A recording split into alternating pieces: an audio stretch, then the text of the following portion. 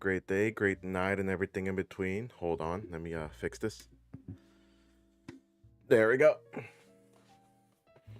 Hey, Marty, welcome, welcome. Welcome, everyone, to a surprising Tuesday when it comes to streams, because, as some of y'all know, with the recent stuff that's been happening with, like, college and stuff, I'm not supposed to have streams anymore on Tuesday. But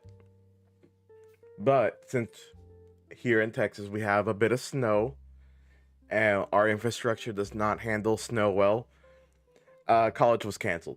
We cannot go, and even if it wasn't canceled, I did not want to risk myself going over there, so we stayed home. We're home. Yep, it's already melting. Yep. It sucks. It sucks to say that. It's already melting. Let me double check something real quick. Let me see here. Let me see. Okay, good. All right, good. But yeah, it's already melting. Although, have y'all had chance to play around in the snow? I went, hey. Good, exactly. You know what? Exactly. That's what I like to hear. Hold on, you know what? Let me fix something here. I don't know if you could see all this movement that I'm doing. Nope, you cannot. Okay, let me fix something. Peter Piper picked a peck of pepper. Trying to figure it out where it's at. Let's see. Mouth open. Testing. 1 2 1 2. I know I should have been testing this a little bit sooner, but oh well. There we go. Maybe that will help out a little bit. Yep, it kind of helped out a bit. All right. But yeah, I actually ended up playing a little bit in the snow. My brother woke me up, and then he's like, starts singing the freaking Frozen song, though, the one that little girl says, like, "Do you want to build a snowman?" After I got my lazy butt off from bed, we made a nice little snowman. Yeah. I forgot to post it on social medias, but yeah, we made a nice little snowman. Then we let it go. Technically, it let itself go, because as nicely as I built that snowman, it started to melt and it started to fall off. Oh well. Hey, at least we did it. It was a lot of fun. Something that doesn't happen too often here in Texas, at least in the Gulf area. Doesn't happen too often, but it is nice to see it happen when it does.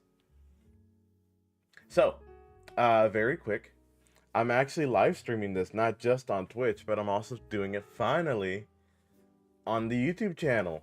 Yeah. Things you like to see, that's what you like to see. Let me open up a new window, which I should have done a while ago. I should have done that a little while ago. Hold on. Now I gotta move everything again. But yeah. So for those that don't know, Hack and I have decided that we were gonna start trimming down the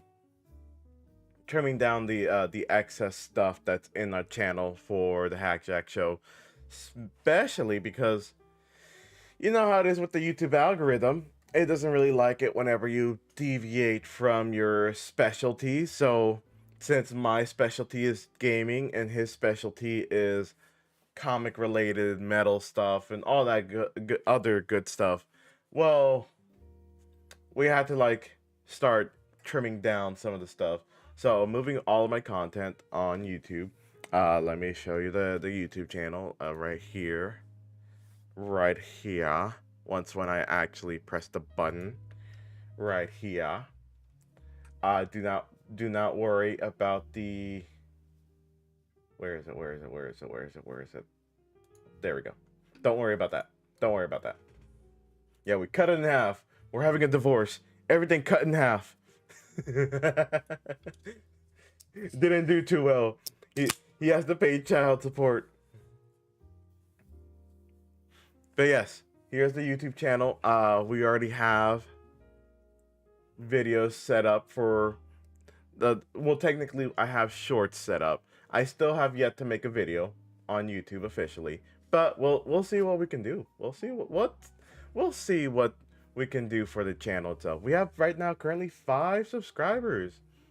Damn. Thank you, everyone. I appreciated everyone for doing that.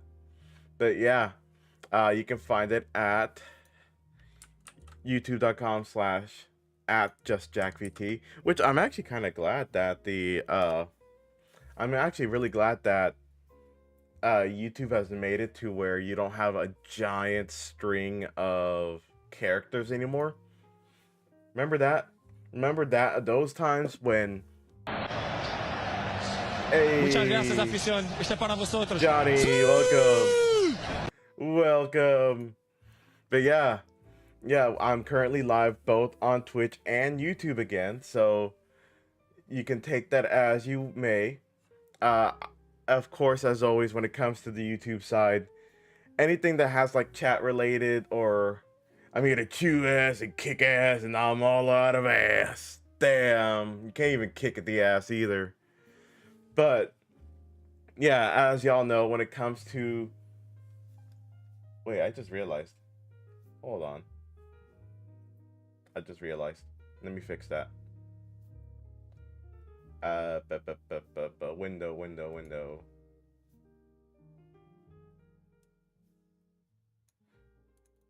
Hold on, I gotta fix it.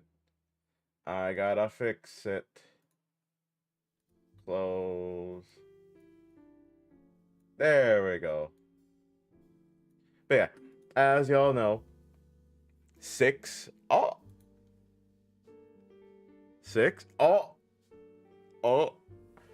Thank you, Marty. Thank you for the sub on YouTube. But yeah, fix it. But as I said before, when it comes to YouTube, you all know, all of y'all used to know how I ran things on the Hackjack show side when it came to streaming. There is some give and takes. YouTube side, you can watch the live streams like how they normally do, how they normally work, but your interaction is very limited. You can be able to chat with us, yes. Although if you want to see your actual little thing on the background, like right here with the chat thing, that will not be there. Because as always, the caveat when it came to Twitch, after giving us multi-stream officially, is they don't want the chats to intermingle. They don't like it when chats intermingle. It's a no-no. You cannot have your chats intermingle. I want to use a different word. But that would probably get me kicked out of YouTube. But yeah, so you cannot do that. Although I am adding in blurps. I'm gonna add in blurps to the YouTube side. My thing isn't little. I'll have you know it's slightly above average. Hey. It's okay. It's all about the motion of the ocean, man. It's all about that motion of the ocean, how you use it. So what if it's a little? It's okay. But yeah, I'm gonna need to figure that out, because if I can figure it out, I can be able to add blurps on YouTube, so I can at least have some interaction with YouTube. But yeah, other than that, if I'm correct, the way it works when it comes to blurp on YouTube is it's a little bit more convoluted. Basically, you would have to get another extension, like I have it right here. You would have to get another extension, and then from there you basically once you have it in your browser, whenever there is a stream that uses blurps, it will activate, and you'll have basically channel points. You'll accumulate blurp points, if I'm correct, if that's what they're called.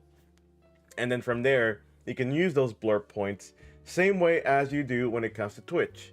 So yeah, interaction will kind of be the same, except the other things you cannot use would probably be Alex and Millie, and some other redeems that are not part of blurp, so like the bonk redeem and other stuff like that in the future. It's the way it is. It's the way it is, sadly. But oh well. Hey, on the bright side, you won't need any you won't have any ads. That's kind of the bright side. But yeah. Yeah. What's this? Oh, it said it. New subscriber. Hey, the little blurb thing is back up. I didn't realize that. I did a lot of changes. Or not a lot of changes, but I did change a few things. Also, I would like to add that I added some more emotes. Here are the new emotes. I had to move some around. So the hydrate, sadly, it's gonna be locked away under a 1000 bit stuff, but really I didn't want to get rid of it, but it's locked away. That, and yep, Marty already found it. Marty already found them. Yep, those. Exactly, those. They're my favorite things to see. I love them. Let me see if I can. Those have been there for quite a while now. Man, don't swallow anymore. No, I don't swallow anymore. But yeah, the hydrate redeem is there. It's just that it's locked behind the 1000 bit stuff. So like, basically you would have to donate a 1000 bits. But I'm not really asking for that. Eventually, if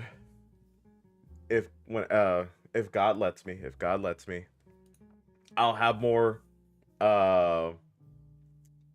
what was it called?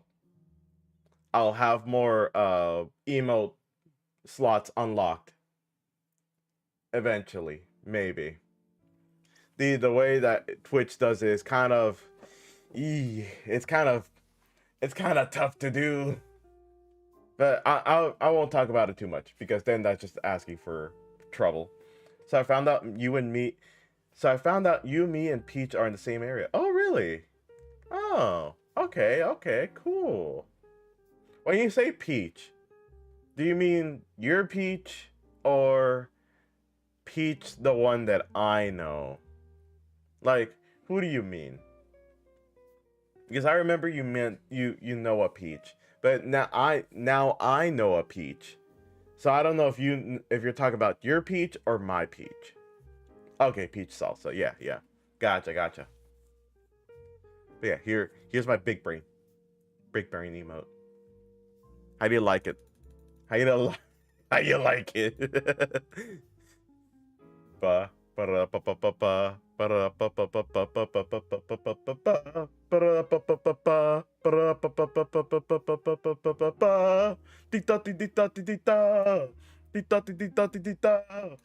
there you go. But yeah, Peaches. Yeah, Peach is pretty cool. Also, hi, Sprinkles. Hi, welcome. Welcome for the vibes. Welcome to the vibes. I'm showing off my cursed emotes that I made in GIMP. Literally, I was just working on one of my videos that I was doing for TikTok, and okay. Fun fact. When it comes to, let me show you. I use DaVinci Resolve for when it comes to a lot of my editing, if I ever edit. And what I was doing this time is I was trying to fix up my little tag, because it's kind of outdated. The tag was outdated, so here's my tag right here. I made it myself. Yep.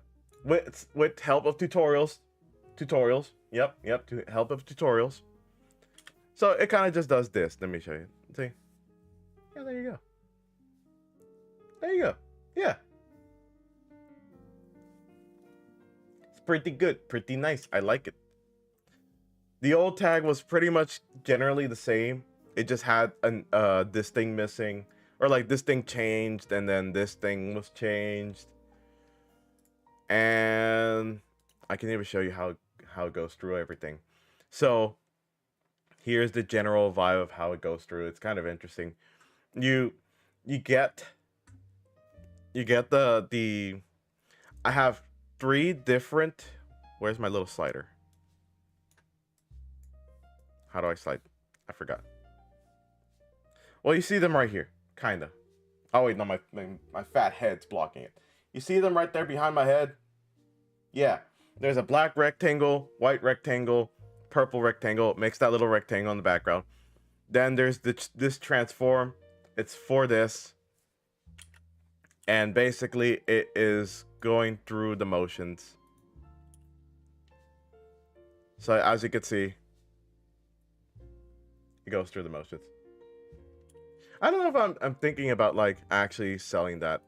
I'm not selling that, but like seeing if anyone likes a tag like that. I can make one and then like see if I could commission that out. I don't know. There has been a lot of things where I want to start doing commissions. Hell, I technically did a soft announcement. It's a stealth announcement. Very stealthy. No one would have guessed it. Very stealthy. Right here. So we go into my X. And then, or my Twitter. Or however you want to say it. Tomato to me. A limp announcement. Yes, it's a very limp announcement. Right here. You see that? I fixed it up. Looks nicer. And also it just says that I'm now opening commissions. I'm opening commissions for music.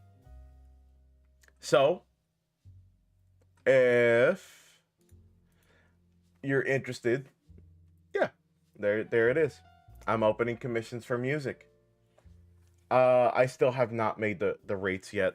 It's gonna be kind of like a no Blue Sky. I do have a Blue Sky. I have both. It was just the immediate thing that I clicked on. It was just the immediate thing I clicked on. I have it right here. Oh yeah. You guys want to see something funny? So remember a long time ago how I talked about that I had an account for a. Okay, good, because I no longer have Shitter. I like that. Shitter. I like that name. I like it. But yeah. So remember how I said I had an account for a project? I finally finished the project and I actually forgot that I still had the account. I'm very scared to even look into the account. You know what? Let's look. Let's see what's in this account. I still don't know. See, here's the thing. I don't know how anyone saw these 2 posts and then said, you know what? And this is before I even put this right here, computer forensics project, because Twitter, I refuse to call it X based. I can see it. To be honest, for me, it's a tomato. I'm just calling it whatever. It's kind of like either or, however I feel like it. I had to put this and this in my bio for this thing because of the fact that it's just like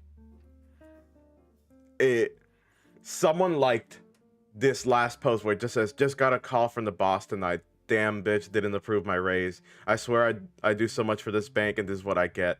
Like I didn't want people to think this person was real and was gonna do something. So I had to put some kind of stuff here. I had to put some type of stuff here. I'm gonna delete it. Like I just need to delete everything else. I just keep forgetting to do so. Whatever it is, it supports the evil, man. Yeah, yeah. I'm not gonna delve too much into the politics, especially after what I saw on TikTok with the man's speech, the man's little mini speech, and then whatever the fuck that was, what he pulled out. Jesus Christ. Not a good look at his image. Definitely not. Remember 5 years ago? No, yeah, 5 or 6 years ago, whenever people liked him, that was funny. Good times. Very good times. Or not good times, but wild times. Wild times.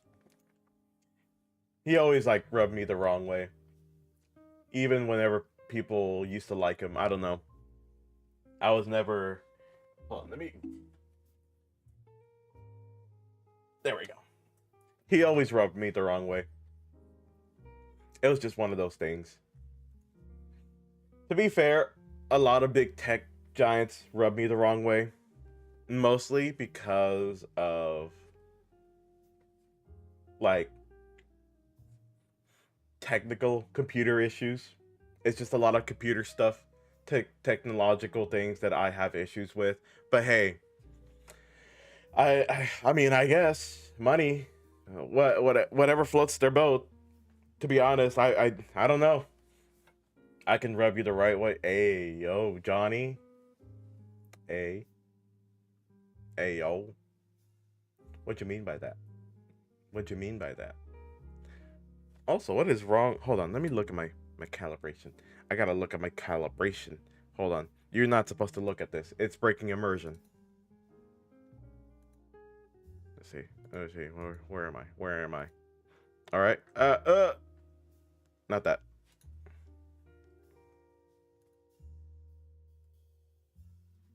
My eyes are always wonky.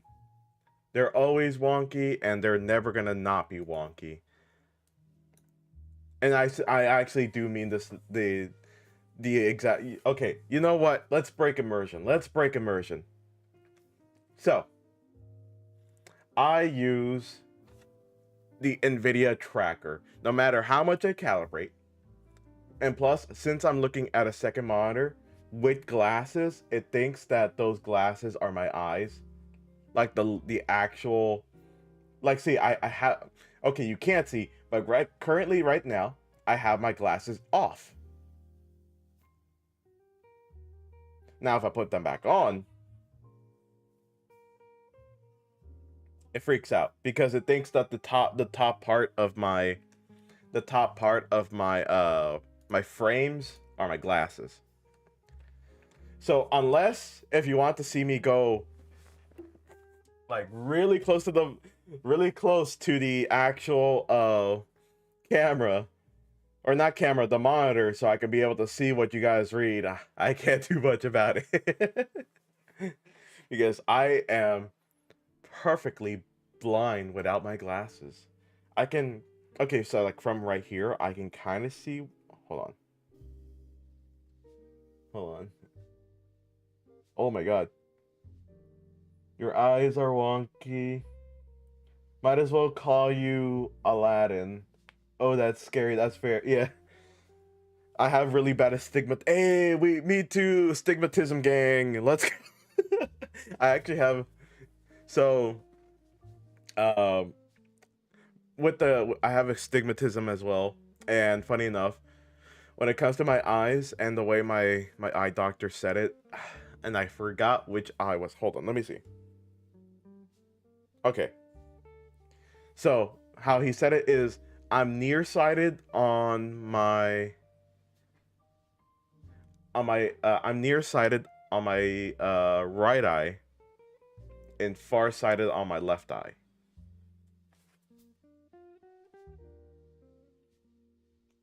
Yes. Yes. Yes. So, farsighted on my left eye, nearsighted on my right eye. I have to go to a private doctor for my eyes. Damn. Yeah. It's that bad then. Ew. But no, you know, you just reminded me of something when I first went to after I got my after I got insurance, the fun thing, insurance, and then was able to pay for new glasses. I went to that eye doctor, and we were doing the usual stuff of just like, yeah, here to do the puff test, the eye exam, and all that stuff. My eyes hurt, but my vision is still perfect. Hey, that is kind of worrying. I'm not gonna lie. But welcome, Faye. Welcome, welcome. But yeah, have you ever bad eyesight gang? All of us. Anyone that have bad eyesight, all of us. Have you ever went to the doctor, did your eye exam, and you're like you're breezing through like a good chunk of it, and then it gets to one certain line, you're like, yeah, E, B, D, G, C, and then the doctor's like, all right, yeah, would you mind running that again? Yeah, E, G, B, or no, like E, B, D, G, C. Like, okay, all right. Can you run that fifth letter for me? G. Are you sure? Yeah, yeah, totally. It's G. It's G, obviously G. All right, all right, all right. Yeah, yeah. All right. So, one or two. One or two. And then after that, it's just like, all right, can you read that last line again? Oh. E, B, D, F, C. Okay, good. And I'm like, I'm here with like so much confidence. I'm here with so much confidence. I'm like, yeah, G. Yeah, yeah, that's perfectly it. G. No, it was F. It was F. I don't know how I got G from F, but yeah, it was F. That's an H. Yeah, exactly. Hey, Jiro, welcome. The line that gives you 20/20 vision is DEFPOTEC. You gotta cheat on your eye exam. Do you guys ever go break into the eye doctor's office, look at the eye exam, and then try to memorize the whole thing? Yeah, I know I do. That's why I never use glasses. Smacks face on wall. Oh, ow. I'm always nervous while doing it. I after a video that I saw where this eye doctor was basically like, don't be nervous with the eye exams, don't be nervous with the 1 and 2 stuff, because they want you to let them know, like, and it goes by so much quicker now that I know that they want you to let them know that, hey, I can this is better than this one. So like anytime I was there and they'll be like 1 or 2, 1 or 2, I would just quickly go 1, 2, and then if there is one that looks the exact same, like downright the exact same, no matter 1 or 2, I just go, yeah, they look the same. Like, are you sure? Yep, look the same. All right, let's keep going. But yeah, I haven't gone in years, and yeah, not most people nowadays would go for that stuff. Although for me, actually, I'm thinking of going back there again this year, mostly so I can buy me a new set of glasses. Like, I'm gonna still have some maintenance on these glasses, but hey, it's always good to have a second pair. It's always good to have a second pair in case if anything happens to your first pair. Thank you for the... Marty, I'm afraid of what your vision is like. Yeah, that is also true. I only go when I need to. That is mostly true. Same for me. But when I got insurance on that day, do you know how many years I went without going for another change of glasses? Do you want to know? So I think I did it around 2019. I mean, right now I'm no, 2020. So like right now I'm a little bit overdue, which is why I'm going. I need to set it up. But it was 2020 when I went to see the doctor and got my new glasses. And then it was 2015. Yeah, 2015 when I even went to the doctor's. Like when the doctor was there, he's like, "All right, so how long ago did you get your glasses?" I'm like, at the start of high school." And he's just like, "Yeah, you're gonna need some. You're gonna really need some new ones." Because like the worst time nowadays is just being. This is the worst thing nowadays. Driving at night nowadays is just more dangerous. Not just because of the fact that whenever I was driving back then with like crappier glasses that I was not used to anymore. The other thing is the fact that everyone's headlights is just straight beaming into my eyes, into my retinas. Everyone's headlights, all the new car models, their headlights are all blue LEDs for no reason, and it makes no sense. Like, why the hell did they think that these car engineers, these designers think it was a good idea to have blue LEDs on a gigantic Ford F-150 and their headlights are literally head height. So when I'm driving by, it's just beaming straight into my retinas, either front or back. Worse is when it happens at the same time. Automobiles generally need government regulations on lights. It's absurd. Yes, exactly. They do need regulations on that. That is something I can agree on. Especially there is like one fancy car that I saw that has like these headlights that kind of turn off based on the trajectory of another car. I'll put it up in just a bit. If I become president, I'll make blue LEDs illegal. I'll vote. I'll vote on that. Because you're meant to switch to lower lights when people are coming the other way. Nobody does. Well, here's the thing, Johnny. It's not that you need to switch to lower lights. It's just that right now a lot of these cars are set to automatic, and you would think that automatic means that okay, it's working perfectly fine, but it's just not. It's just like the problem is that all these lights, especially we have bigger and bigger cars that do jack shit. Like as I said, why are there so many people out there that purchase a pickup truck and not do pickup truck things with it? They don't do pickup truck things with it. It's like, I think the statistics of someone doing pickup truck things with their pickup truck was like less than 30%.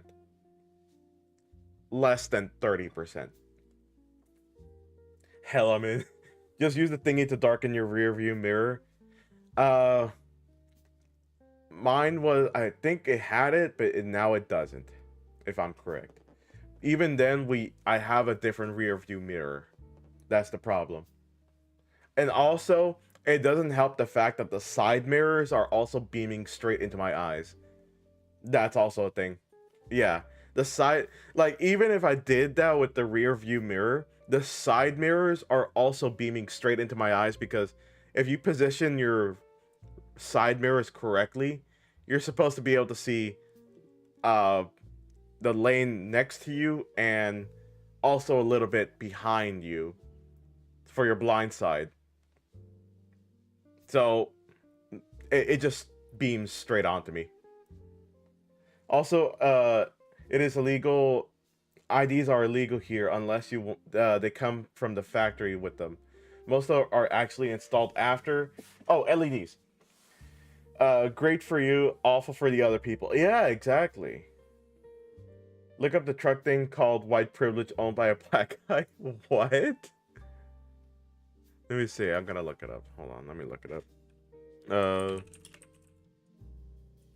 Oh my god. I literally typed in white privilege and it gave me truck.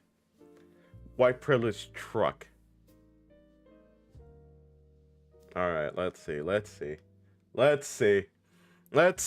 Joel, tell us about this truck you got going on right here. This is a 2022 Ford F350. See, this is what I have it wrapped with my personal brand, which is Joel Patrick. I have on the steps my brand that I sell, which is white privilege. This is the problems I have.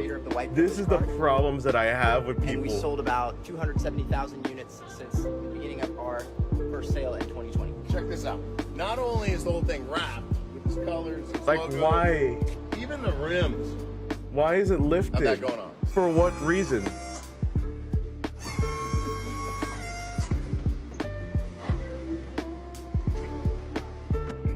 And this is how you tell you. This is exactly how you can reduce your taxes, even eliminate your taxes, so you put more money in your pocket. Then you can invest that money, become wealthy. I don't care. Free. And this guy right here. I don't care about writing off my taxes. Hold on, let's look back. Let's see a good spot. Okay, look at this. So, the way cars were designed intentionally before, like early 2000s, hell, even trucks. When it came to cars, most of where they had their hood would go up to here, like right here, right to this man's hip, right to that man's hip. So in case, God forbid, in case you get hit by a car, at least you'll still be alive. You may not have legs. You may not have legs anymore, depending on how bad it is. But you'll be alive because your vital organs are still intact. If this hits you, you're dead. You are completely dead. Like, neck snapped, organs puree, legs here and there. That's the reason why a lot of cars in the early 2000s were designed that way, just to avoid a death. Nah, I'd win. Nah. I'm just built different. Just a little serving of slight tax evasion. It's not. Yeah. Yeah, just a little bit of tax evasion. It's not that bad. If I was about to hit one of those, I just intervene.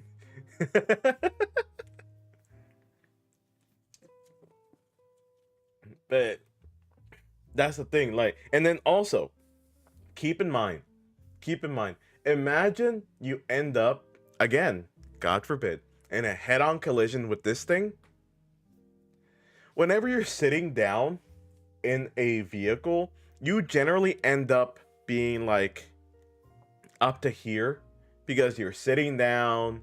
So yeah, you're sitting down and you're like basically a little bit more down, depending on the vehicle. If it's a regular car, you're like right here. This is where your head would be at, right here on the nipple.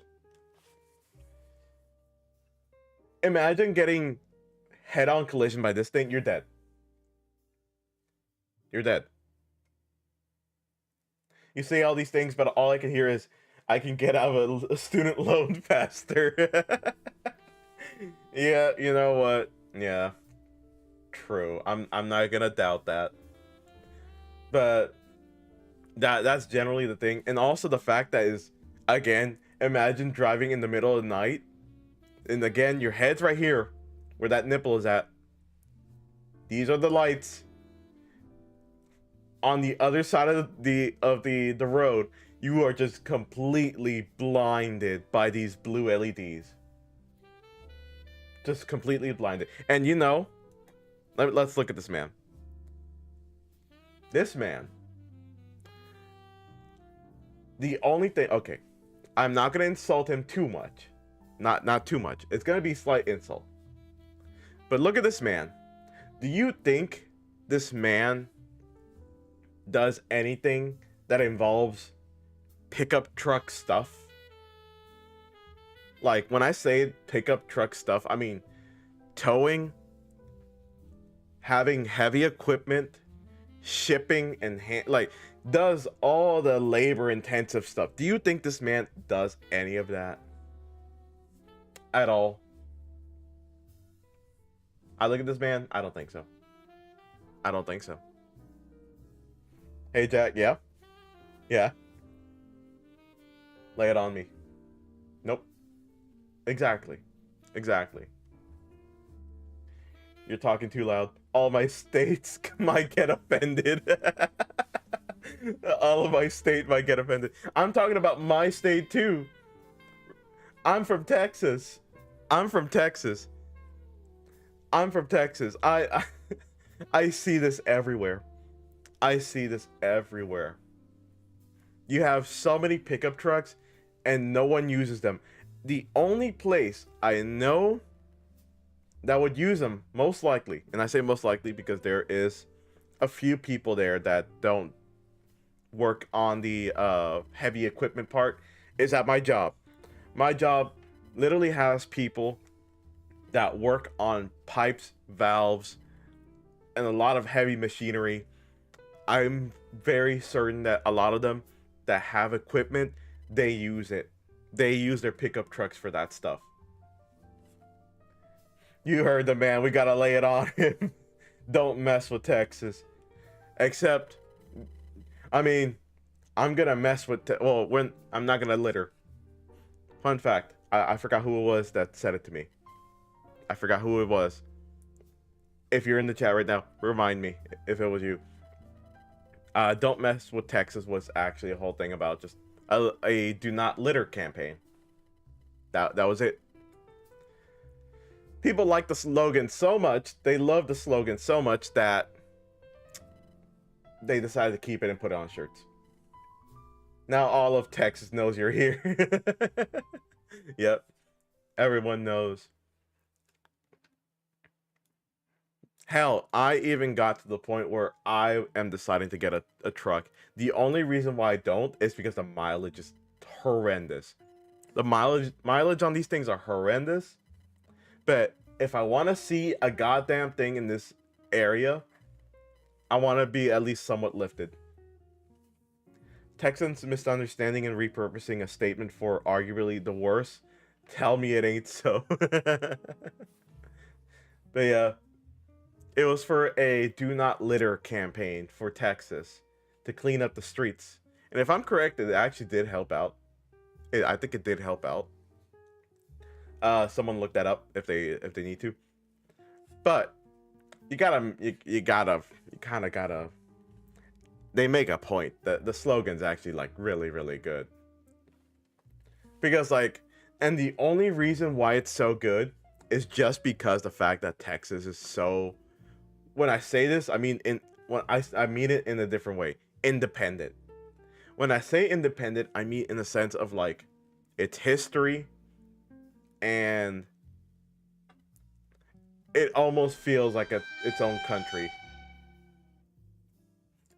Like, I mean, I'm not gonna say like, but yeah, it just feels different. I don't see people going around raving about Idaho, Ohio. A little bit of Florida. I do see people talk about Florida a lot, but I don't see them. I don't see all these other states pledging to their allegiance to their state. Fun fact for those that don't know anything about Texas. Exactly. There you go. That was your fun fact. Another fun fact about Texas. When it comes to Texas, in the schools, you do your Pledge of Allegiance. So yeah, you do the Pledge of Allegiance for the United States. And then you also do a second pledge. You do the Texas pledge. So it basically goes, I pledge allegiance to the Texas, one state under God, one and indivisible. Yeah. Short and to the point. So yeah, you do. So like whenever we go to school, it'll just be like, all right, everyone. The announcements would go on. They'll say the Pledge of Allegiance. So we all go ahead, say our Pledge of Allegiance, and then they'll say, and now stand for the Texas Pledge. We say that, and then they'll say, all right, then a moment of silence. Just 1 minute of silence. And that moment of silence is for basically, bro, just let me sit on the table. It hurts to stand. You do not have to stand. That is the good thing. That is the great thing about this country. The only people you would have to fight that on are the crotchety old people that tell you to stand for these type of things. When I know several military people, they say the same thing where it's like, we fought in these wars so that you are allowed to sit during the pledge. Because again, free speech and like freedom to do what you want. So yeah. Exactly. Sitting down is the First Amendment protected. So yeah. There's just a lot of people that don't understand that it's not that it's disrespectful, it's just that you're exercising what many soldiers fought for. Until people realize that, like, I'm not gonna, if they don't know, like, if they don't see that initially, like, let's say this, like, they tell you to stand up and all that good stuff, but then when you explain it to them and they understand it, I'm not gonna hold them I'm not gonna say that they're assholes for telling me to stand, because they didn't know any better until now. So yeah, it is protected. That is what the people fought. Oh, that is what the military fought for.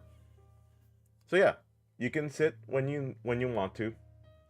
Hell, you don't even have to like verbally say it. You don't have to verbally say the pledge. Being a gringo must be complicated. Heard of this St. Michael school there that has the skids? The children pray for the soldiers and such. Ugh. Hold on, let me drink some water. Probably, but at the same time, when it just hearing the name St. Michael's School, it's probably one of those private Catholic schools, which, since they're private, they run things differently. That is all I could say, because I don't know the legality of stuff. All I know is if you see a public school, like one that was made by the government for the district of whatever state they're in, and they say Pledge of Allegiance, Texas Pledge, and then a moment of prayer, just saying a moment of prayer can be illegal, mostly because you're now like declaring that it's like a religious moment of silence. That is why the loophole of a moment of silence is there. So it's just a moment of silence for anyone of any background can do whatever they want in that silence. They just have to be silent. So some people will be praying, some people will be I guess thinking about what they're gonna have for breakfast, and some people are just gonna be doing other things. That is the reason why there's a moment of silence. But you cannot say now for a moment of prayer, because what if that one person what if that one student doesn't believe in prayer? So yeah. Or lunch and meet them thinking about breakfast. Exactly. See? See, like that's all it is. It's like these weird little loopholes that make things a little bit more inclusive. which I like it. I mean, that it's just how it is. I like food. I love food. I love it. I love it so much. The one student can ignore it then. They can, but it can be seen disruptive because how is that a big deal?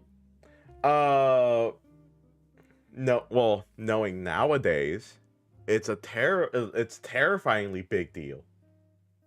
It's a terrifyingly big deal nowadays because politics has gotten so volatile. It's certainly gotten so volatile, to be honest. Where anything I could say will be kind of misconstrued as a bunch of random other stuff. But ad break in 5 minutes, by the way. But basically, people nowadays get more offended by a lot of stuff. And like, let's say we did have it to where there was a big change and they say, okay, now we have, instead of saying moment of silence, we're going to have an official prayer time. All hell will break loose. Because first of all, we have to determine what do they mean by prayer time. Are they meaning like a Christian prayer, Muslim prayer, whatever other prayer? Then we're going to have to also say, go through the semantics of a bunch of people getting very pissy that their religious prayer does not get included. And then we have the people that say, well, we don't need to have prayer in our schools. And then you have the people that say, well, we want prayer. It gets so messy. It just gets so messy. Current times are stupid. I'm offended that you're offended by me taking offense over your offense. Exactly. That's basically how it goes. And then also since then, if the government then starts allowing like or adding in religion into their practices, it breaks a lot of things where basically now a lot of what would be religious sites, either be it Christian or otherwise, they would have to start doing things through the government, like as in, for example, in the US, churches do not pay taxes. Like a lot of these churches, they do not pay taxes because they are, all the money that they do get is like divested into something else. I forgot like the economic stuff with it, but basically they do not pay taxes. It is all considered donations to a church, and then you would have to have people. Now you would have the government charging taxes to the church, and that just gets into a very, very messy stuff. Very messy stuff. But yeah. That's why I'm grateful for the loophole of a moment of silence. Straight and to the point. A moment of silence. Everyone's happy. Or everyone should be happy. That's it. Right? Right? That's it. Good. All right. We had our political talk a little bit there. It cut back like around almost a minute to start, or like 2 minutes to start for the ad, by the way. 2 minutes. 2 minutes. I forgot what we were talking about before this. Oh yeah. How did we get it? Okay, I'm gonna ask y'all. How did we get from talking about glasses to the American political system? Someone explain that to me. Someone, please explain how we got from I have astigmatism to politics. Beautiful. It's beautiful. I don't know. Hey, I mean, that's That's the best thing about this sometimes. The best thing. Now everything's going to be about this. I can't believe train of thought blew past the station. Bro, check this out. Oh, okay. Let's see. Let's see.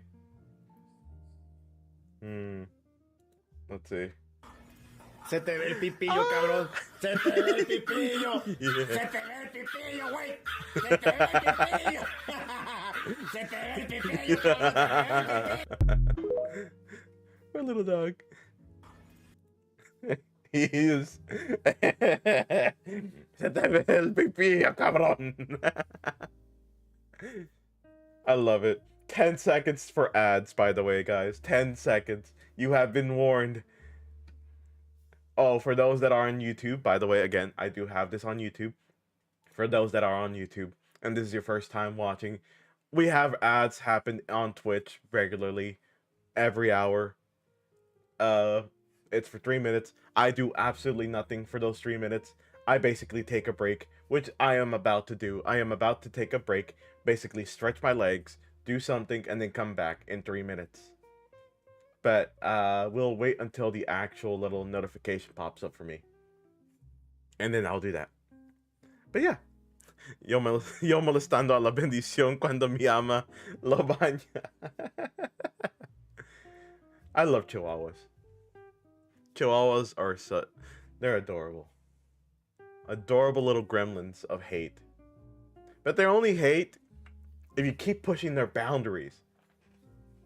If you keep pushing their boundaries, they become hateful little things. All right, ad break started. I'll be right back. Break time. Here you go. Have some music.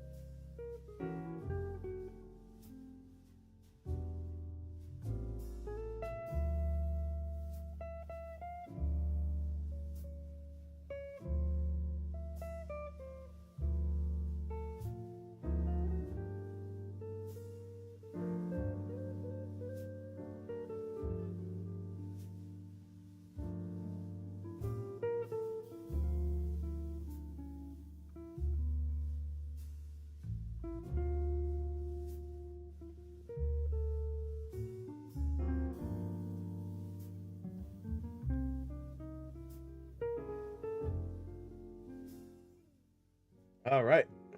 Welcome back from the ads. I'm also back. As promised, you know, while I was stretching my legs, I just remembered something because I feel a bit peckish. I'm a bit hungry. And you know what hits the spot right now? You know what's gonna hit the spot? A nice slice of pizza from one of my local pizzerias. Although the sucky thing is, I don't. So here's the way when it comes to like how I want to order stuff. If I see, for example, like let's say right now I want to order a pizza. Well, first of all, I don't because of the fact that it's currently there's a lot of snow out there, and as I stated before, I live in Texas. Snow, ice, all that stuff, cold weather does not mix with Texas. We don't have the infrastructure for that. We don't have big, beefy vehicles that throw salt everywhere on the floor. So, I just rather not. As much as I want to order something right now to just like kind of munch on, I don't want to endanger the person just because you know that there are a bunch you know that there's gonna be at least a few restaurants open because they're like, people will get here if they want to, they will do it, I'm like, I don't want to risk the delivery guy's car over that. Let the guy have a free day. So what if he had to come to work? If he did, I wish more people would just make it in this way where like make the big franchise rue the day that they tried to open up and force their employees to come in. Make them have no business for that day. No business for that day. And have the employees get a free payment. Free paycheck. Free paycheck. That's what we all love to see. A free paycheck. So, but then also, you know what that reminded me of? This. Let me see if I can find it. I think I have it here somewhere. Please tell me I have a... I'm trying to find it. Of course, I won't show anything until I find it. But I found a spot. I found a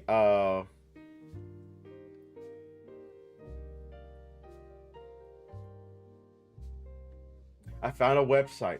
I found a website that has a lot of the school lunches, and I don't care what any. Oh, there it is. Oh wait, no, that's gourmet chocolates. That's gourmet chocolates. Because I don't care what anyone says. I don't care what anyone says. I loved some school lunches. Not all of them, some. Some of them, the ones that I liked was the pizzas, the breakfast pizzas. Do you all remember the breakfast pizzas in your school lunches? I loved it. I actually really do love it. I have a hankering for it. I crave it so much. Hey, KD, welcome. Thank you for the glasses. I crave the pizza, the square pizzas. I crave them. I just wish that one day. I think I found it. There it is. Right here. Okay, now keep in mind, it doesn't look appetizing, but I want it. Pizza breadsticks. I don't know what they were called. They were the bomb. Oh, you're right. Look. Gunther's the king of. They rebranded again. The king of nostalgia. Okay, this is their second rebranding, but they sell you these things by the bulk prices. They're all bulk. $46. I'm kind of tempted to, not gonna lie. I'm kind of tempted. I just want pizza so badly right now. Oh, I want pizza so badly. Someone send me pizza. Someone. Now that. No, Jack. Someone send me pizza. The heck's... Don't you? Fiestada pizzas. Remember the crispy pizzas? Look at them.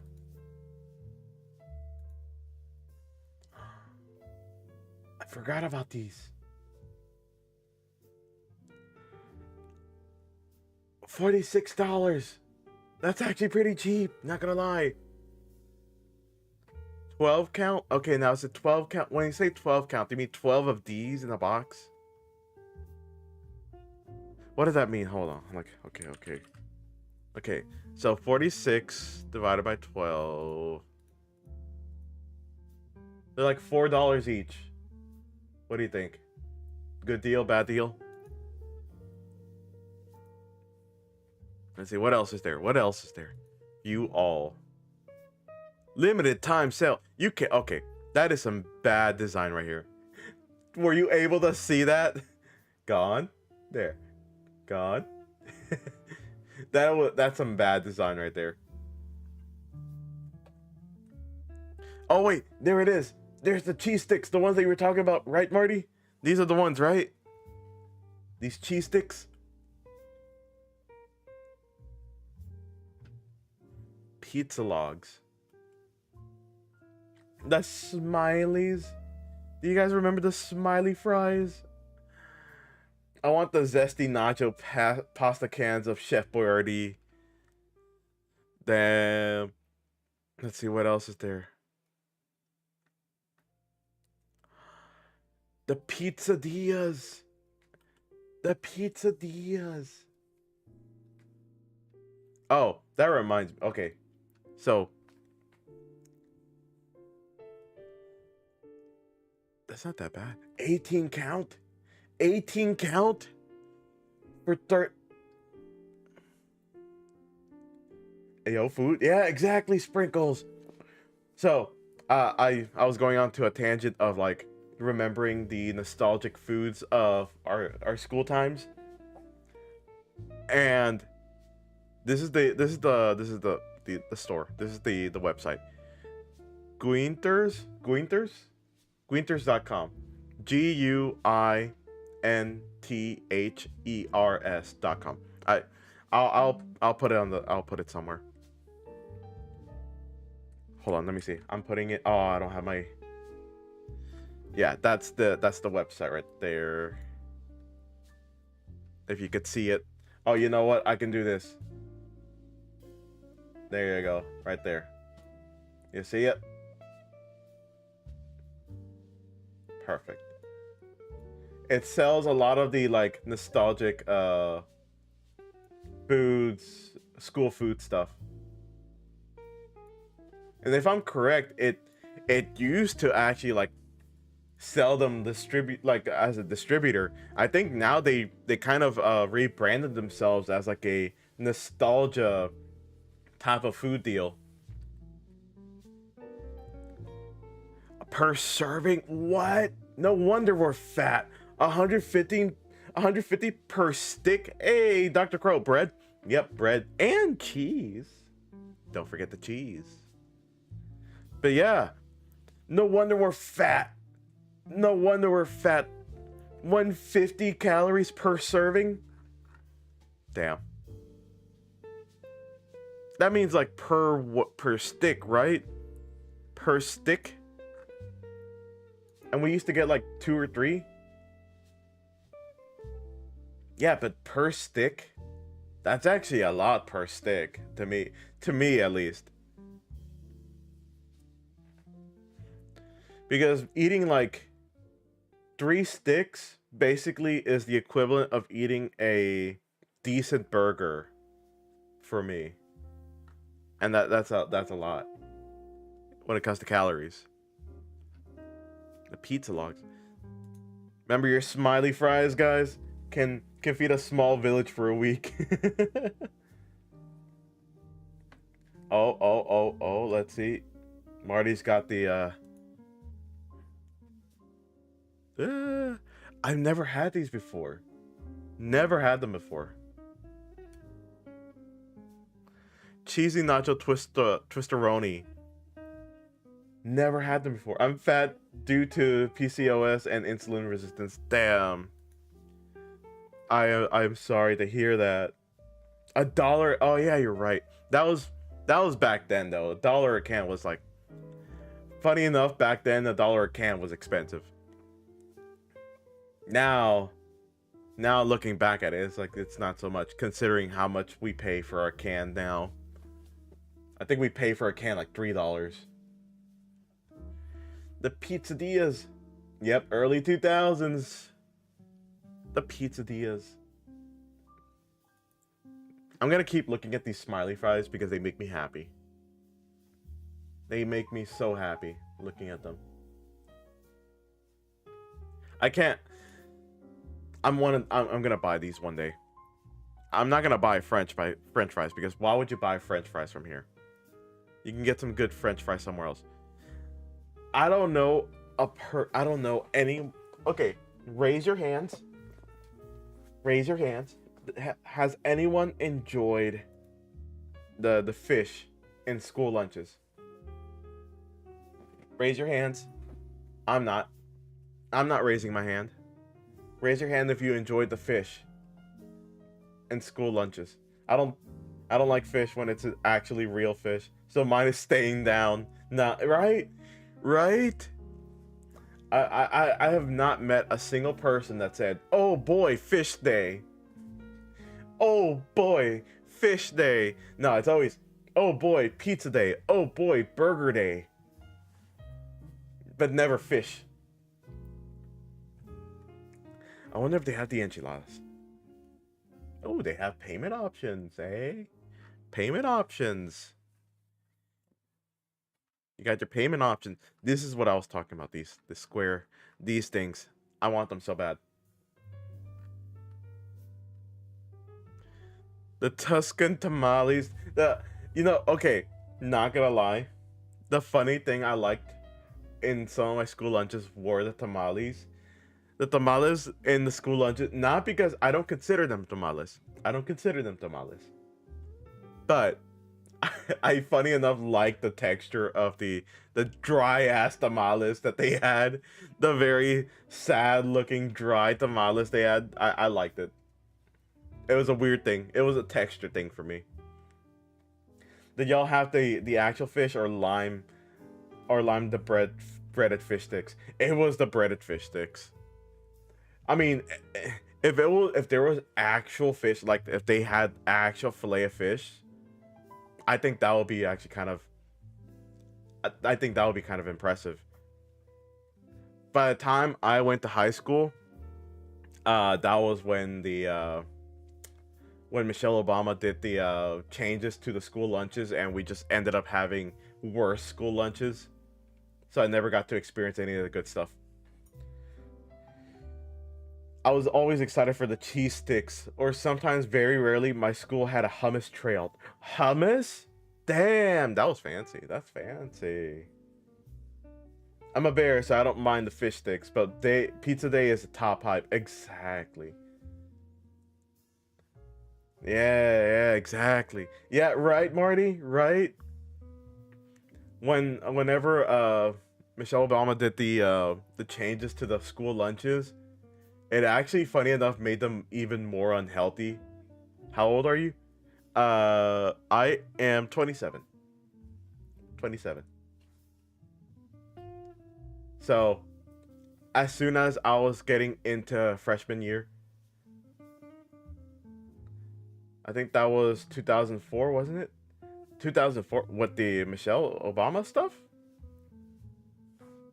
Let me double check.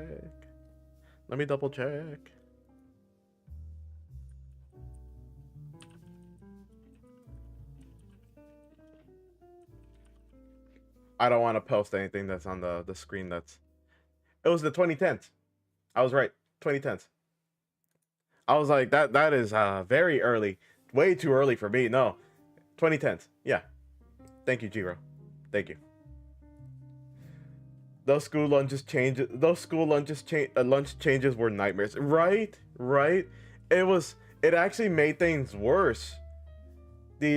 Funny enough, the options became very much worse. All in the guise of like being more healthy, but the problem is she made it worse. So she made it worse tasting and less healthy. So here's the thing. If I remember, I graduated in 2010. Damn, Marty, you got lucky. I'm just a small girl and need a girl dinner. A turkey, some roast beef, a pizza, and some of SpongeBob's sundae. Hey, that actually does sound really good. You were in elementary, Sprinkles? Damn. So you never had a good... I was about to say, you never had a good meal. But the lunches didn't get healthier. Schools just reduced portion sizes to meet guidelines. Yeah, that was exactly the thing. Jiro's right on the money on that. Basically, there was a lot of logistical stuff. And not just that. It was a lot of also loopholes. So, for example, whenever Michelle Obama did that thing with the school lunches, she put it somewhere that said you have to have some kind of vegetable or fruit option. Okay?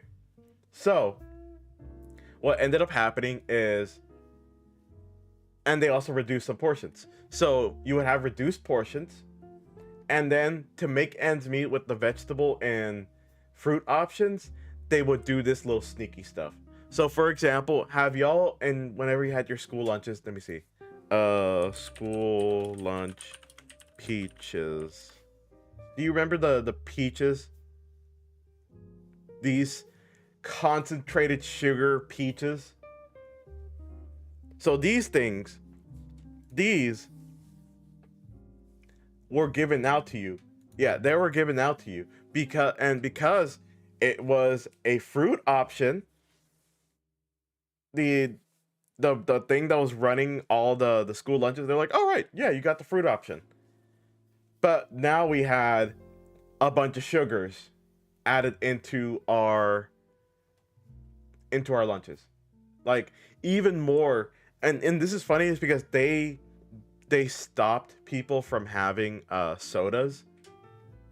So now you just took away sodas as a sugar option, but then you put it in people's fruits and veggies.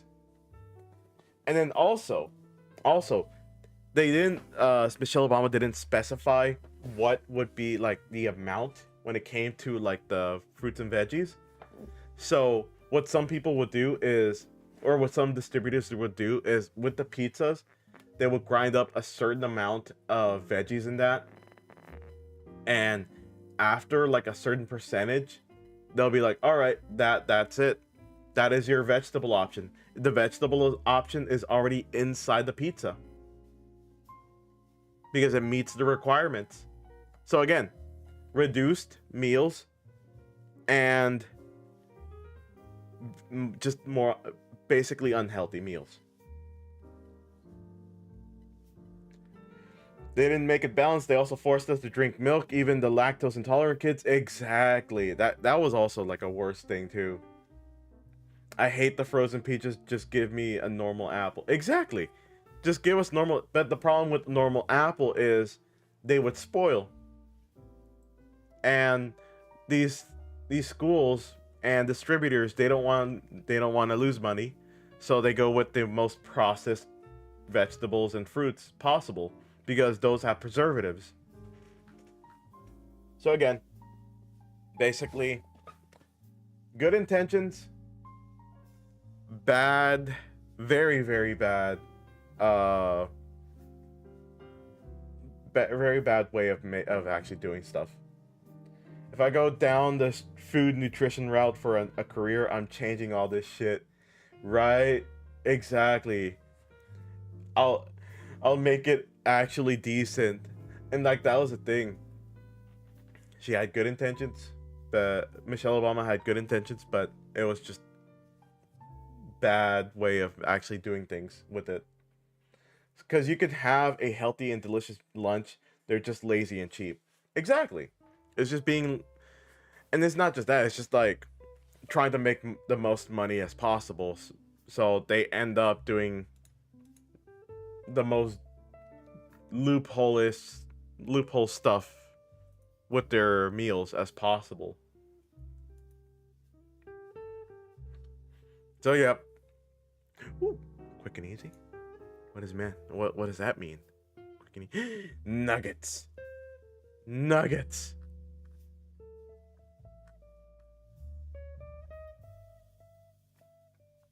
Yeah, exactly.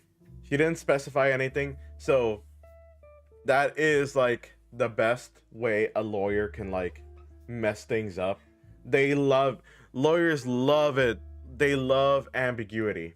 They love ambiguity because they can then play around with it. They can play around with the wording, and it just makes things so much better for them. They love it. So whenever the government then goes, "Hey, company, you shouldn't be doing that. That's not how we did things. We asked you to follow the rules," and they'll be like, "Oh yeah, we followed the rules. We followed them down to the letter.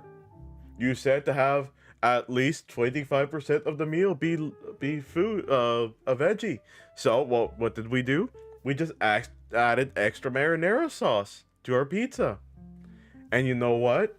Pizza marinara sauce, it has tomatoes. So there you go. We did it. We got your vegetable option." An unintended side effect too is that by reducing portion sizes, lower class children who rely on school lunches for food was getting way less nutrition because they only ate at school. Exactly. It was just, it's, again, people do not think before they send out a law, and it just like ends up biting them in the butt because there will be people that abuse your good intentions. Like, you can give a kid some chicken with sauce of choice, a fresh fruit, a healthy drink of choice, and some fresh veggies of choice, and maybe a small treat. Yep. Tomatoes are a fruit, damn it. You know, here's the thing. Yes, you are correct. Botanically, tomatoes are a fruit. Botanically, tomatoes are a fruit. I will never deny that. But culinary-wise, tomatoes are a vegetable.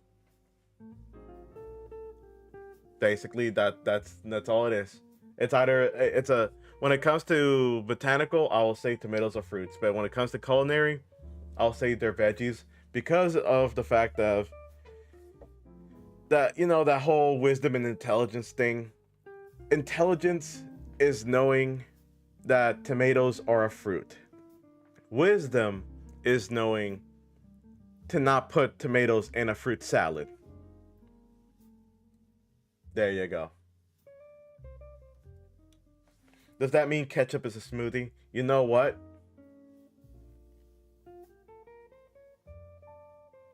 I think so. I think so. Let me see. You know what? Let's ask the AI. Let's ask an AI.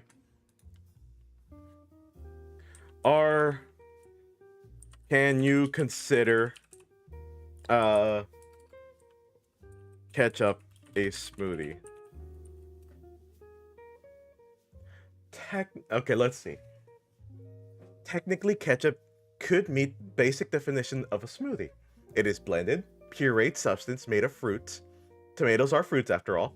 However, most people don't consider ketchup a smoothie because, purpose and context, smoothies are typically beverages while ketchup is a condiment.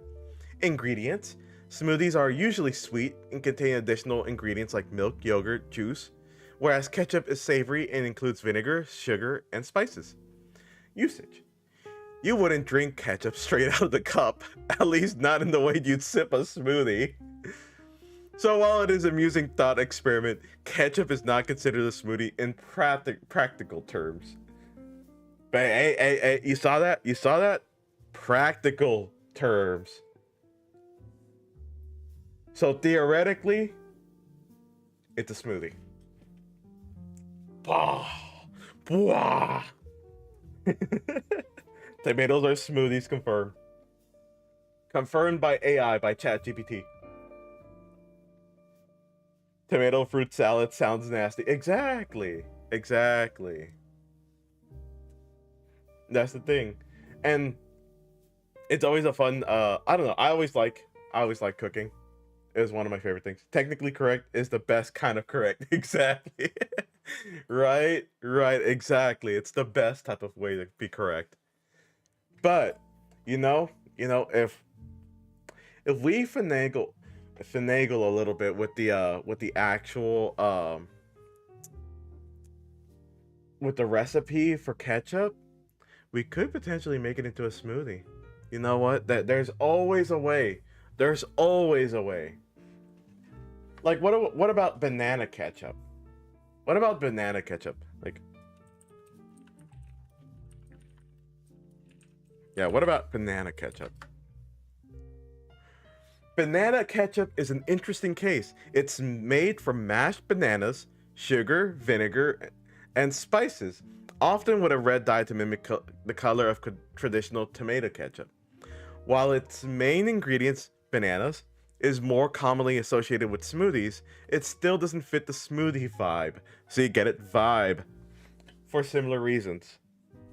If you stripped away the vinegar and spices and blended banana with something like milk and yogurt, then you would be moving closer to smoothie territory. How do you know about banana ketchup? Are you secretly Filipino? No. No. As much as... And see, this is the thing.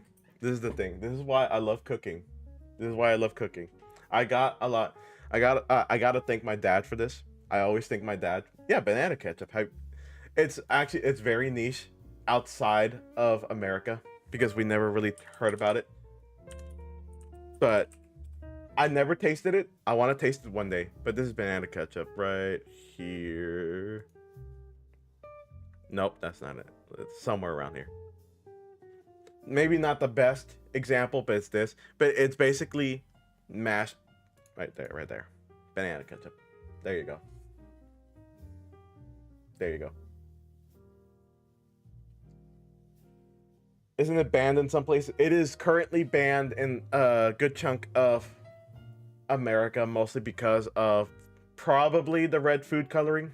It's probably that. So a lot of Filipinos and people that are like that know about banana ketchup, they're currently running to markets buying up a bunch of it so they can keep it, because you know how it is importing stuff. Ooh, it's gonna cost a lot of money.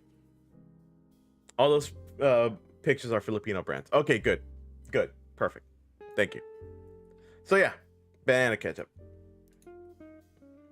I don't know the taste of it. I'm pretty sure it has like a sweet taste to it, a sweet and sour taste to it, maybe. I would like to try it. I heard about it through... I don't really remember who it was or what video, but I think the way I first learned about it was from QP Mayo. Funny enough. So like learning about other places' condiments. When you learn about other countries and their own version of certain condiments, it blows your mind. First of all, I love QP Mayo. It's so good. This mayo is so good, especially when you want to make like an egg sandwich. It's amazing. You can actually find these in Walmart. You can find the QP Mayo in Walmart in the quote-unquote Asian section, so you can see it there. It comes like this. I like it. But yeah, I like to thank my father, because he was the one that really kind of hammered on a lot of the cooking stuff. And then after that, as I grew up more and more, I started cooking, or basically making recipes, or not making, but yeah, following a recipe and then making the food there. So, of course, after doing that, I actually got... You would think that, hey, being in a Hispanic household, you would think that, hey, my first instinct is to make a bunch of Mexican food. But when it came to me, I I was like, I eat Mexican food pretty much my whole life. I want to learn how to make food from other cultures. And the one that was like easy for me and more readily available was more the Asian type of food. Because like a lot of the food that they make doesn't require that many ingredients. In my opinion. So, basically that's how I learned a lot of different types of condiments, ingredients. I made my own wonton soup. I'm actually very proud of the wonton soup one. I'm very, very proud of it. I remembered one day when we were getting some stuff from the food bank. My mom came in and she's like, "Hey, what's this?" And she like plops down a bag of wonton like wrapping. I'm like, "Oh my god, it's wonton wraps." It's like, "Okay, what do you make with that?" Like, "You can make wonton soup." So there you go. I learned how to do that. It came out so delicious. So delicious. I'm gonna make one. I need to make one that's like spicier. Kewpie mayo's good. I got mine off Amazon, right? But yeah, my local Walmart has them in the shelves. Kewpie mayo made me realize that I don't hate mayo. I just hate Miracle Whip. Miracle Whip is not mayo. Let me. I'm gonna even ask. I didn't spell miracle right. No. Facts. Even the robot says it. No, Miracle Whip is not technically mayo. Although it is used as a substitute, the key difference lies in the ingredients and flavor profile. Mayo contains 65% vegetable oil, and Miracle Whip has less oil, so it doesn't qualify as mayo. Mayo typically has oil, egg yolks, vinegar, and lemon juice. Miracle Whip contains high fructose corn syrup, spices, giving it a sweeter and tangier flavor. Mayo is rich and creamy and savory. Miracle Whip is sweet and tangier. There you go. Not even just from the flavor profile. If I'm correct, it is like actually not considered mayo by like government rules too. So I would consider craft mayo to be mayo. Yeah. Whenever my parents first tried buying Miracle Whip for us, they realized it was the biggest mistake of their lives because I refused to eat it. I refused to eat it. I tasted it once, found it disgusting because it was sweet, and I just like refused to eat it. I'm assuming after a few days, a few weeks of me like of them buying it and then seeing that I wasn't eating it and seeing that they were basically throwing away their money, they're like, "Yeah, we're gonna stop buying this Miracle Whip." There you go. This was when I was a child, by the way. Very, very small kid. But yeah, that was a fun fact for you. Let's see. What else did I make? I can make a mean omelet. I can make a very mean omelet. I very much love to make omelets. I love anything that has like egg in it. Egg is like one of my favorite ingredients. Hell, it's one of my favorite foods. So like, and this is very funny because like I'm very different when it comes to like food stuff with my brother. My brother only will eat eggs for breakfast. If there is an egg, like a scrambled egg or something like that's breakfast related on his plate during lunch or dinner, he doesn't want to eat it. But for me, if I see eggs during breakfast, lunch, dinner, after breakfast, I'll eat it. It's one of my favorite foods because it's so versatile. Wait, Jack. You can probably buy smile fries at a grocery store. Yeah, but wait. The question is, will it have the same consistency? That is my question. Will it have that same fluffiness inside it? I think I did see them in Walmart, actually. Yeah, you're right. Pee-pee. Poo-poo. Hey, Winter. Welcome, welcome. We're talking about food. And we're talking Poo-poo. about... Exactly. And we're talking about ketchup, banana ketchup, and Miracle Whip. Because we got into the topic of, like, meats. By the way, you know what's so mean? It's so mean that we have, they have this good-looking meat. They have, like, such good-looking meat, and then chicken nuggets. They're like, it's such, they have raw meats there, like saying, oh yeah, we have a nice spot for that, and then chicken nugget. There you go. This catfish nugget kind of looks sad. I don't know why. I don't know. It's McCain's brand. Hey, Jack. Hi, Jiro. Hi, Jiro. How's it go? Yeah, yeah. Thank you for the glasses. I need those because I need to read more.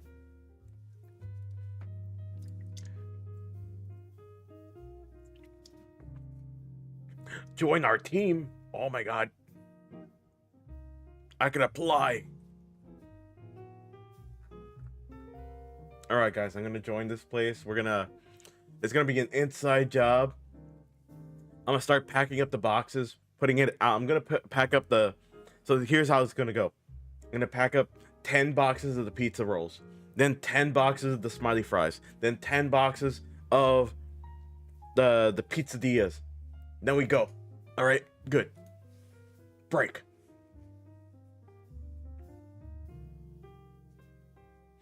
Did you know that McDonald's uses McCain fries? Well, now I know. Now I know. See, that's the thing I'm trying to figure out. I remember one time someone mentioned that you can get the Walmart brand breakfast sausage patties, and they're the same as the ones from McDonald's, and it's almost there. I'm not gonna lie, it's almost there, but I feel like there's something missing. There is something missing in the spice. They have a special potato species for McDonald's. Really? Wow. Let me see. Hold on. You know what? We're asking ChatGPT. McCain's.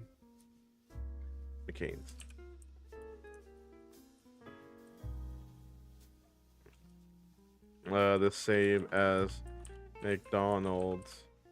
You know, also the other thing is that they have similarities. Let me see, recipe differences.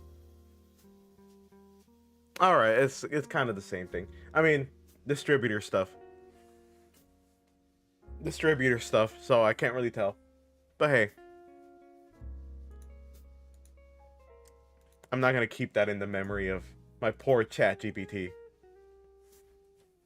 I'm not gonna keep that in memory for poor ChatGPT. He doesn't deserve that.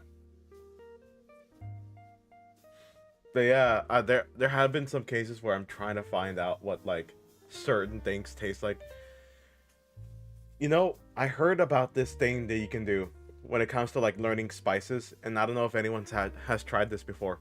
So they say what you should do to learn a spice very well is you go to the store, buy some of the fresh herbs, like they're still alive. Buy fresh herbs, then take a little bit and you chew on it for 30 minutes. You chew on it for 30 minutes, and with that you figure out, you're basically like memorizing the flavor profile of that herb. I need to start doing that. I want guanchos so bad. You just reminded me, I have guanchos right now. I think they're the ones from Bimbo. Oh, Do I have... Do we have coffee right now? I'll check right during the break. I'll check. I need to check during the break. But yeah, we have conchas right now. Not gonna lie, Jiro, I did that. I did that. I did take a bite out of a bundle of cilantro. It is okay. Funny thing is, I am blessed. I am blessed to not have the genes of the people where they have a problem with the chemicals, or not the chemicals, the genes, whatever it is in cilantro. Oh my god.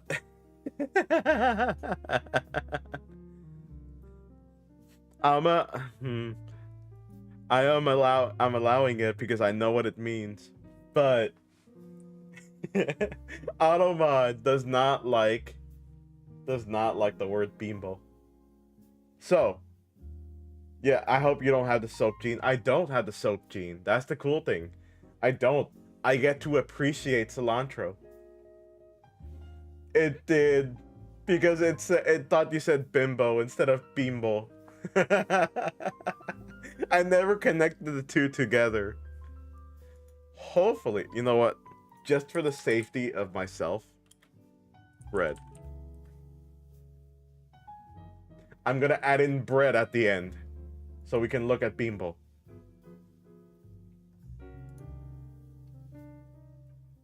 Look at this. Look at this bimbo bread. Bimbo. It is the best bread. It is the best bread. I might have the soap gene. I'm sorry for you. I'm sorry for your loss. I really am, actually. I know my girlfriend, she has the soap gene too. She also has the soap gene. It's sad. It's a sad day when a Mexican has the soap gene. Very, very sad day.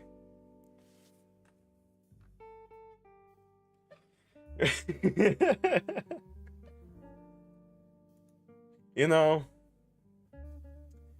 if I ever have kids, and then one day I'm talking to my child, they're eating their food, they eat a piece of cilantro, and then they spit it out and they say that it tastes like soap, I am going to cry. I am going to cry. Like I lost someone. I am going to cry. It'll be a sad day in Mexican history. Anyways, do y'all remember barritas? Those are pretty good. I like them. I like barritas. They're pretty good. The only problem is that it makes your mouth feel so dry after. You gotta have something with it. Some milk, coffee, something. Funny thing with me is I prefer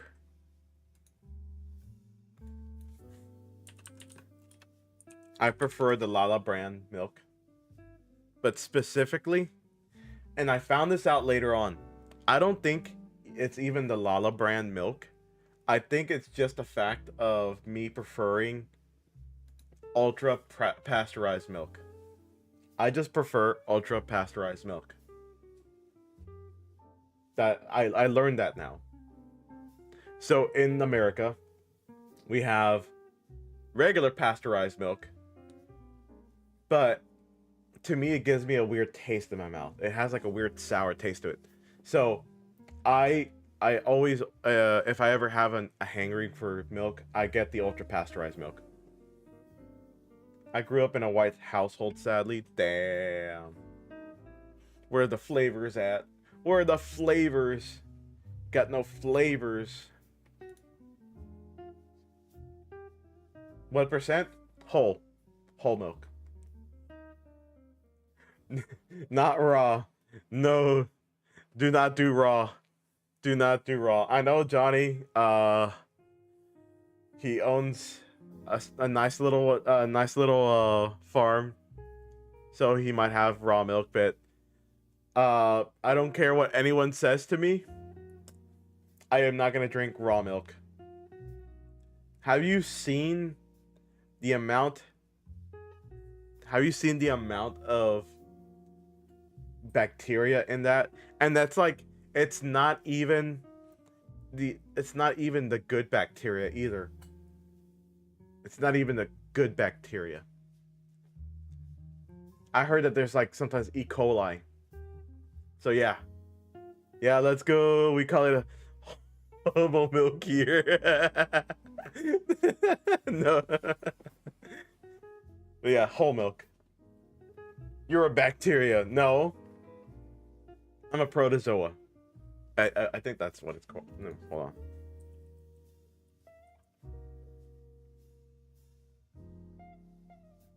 Damn it, I'm wrong. I'm a eukaryote. There, let's see. Is it eukaryote?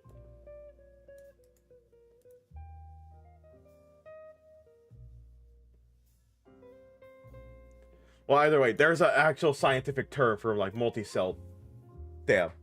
Yes, you are. But yep.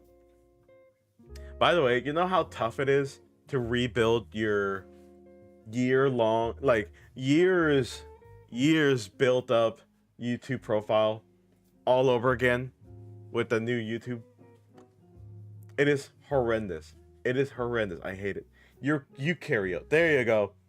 I was wrong. Eukaryote. But yeah, it is horrendously hard to rebuild everything. Do you know the amount of Roblox shorts I had to go through just so I can get some normal content on my freaking phone? Whenever we had the 12-14 hour ban on the stuff, the TikTok ban. Too many. Even though I said constantly on every single one of them, not interested, not interested, not interested. It's just like YouTube did not listen. It got to the point where I ended up kind of banning the Roblox channels. Like basically I would just say, do not recommend this channel to me. Which kind of sucks, because what if that was the only Roblox video they ever posted? So it sucks to be them. I feel guilty consuming dairy. You know, it's always one of those things where I can't really change your mind on it, basically. I don't really feel too much of guilt, because I know that a lot of these cows, they actually are well kept. They are well maintained. And even then, I see the process that some of these cows, they basically voluntarily go to these milking stations. So like if the cow voluntarily goes to these milking stations, I mean, like, yeah. I was afraid the TikTokers would mess up my offensive algorithm on IG. I built that shit brick by brick. Yep, exactly. But hey, it wasn't, you know what? It's, you know why, Johnny? You know why? You know why Instagram is taking forever to realize this? Just wait. 3 months later, you're going to see a bunch of crazy stuff in your algorithm, because it took Instagram 3 months for you to finally get updated. Our cows act like pets now. Wait, they do? Yeah, cows voluntarily, like, when they're kept well, they voluntarily go to these machines. Let me see if I can find the...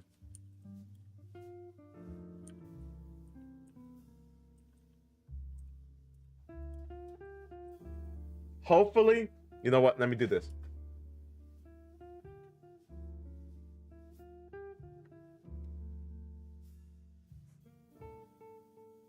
Where is it? Damn, I forgot where the video was.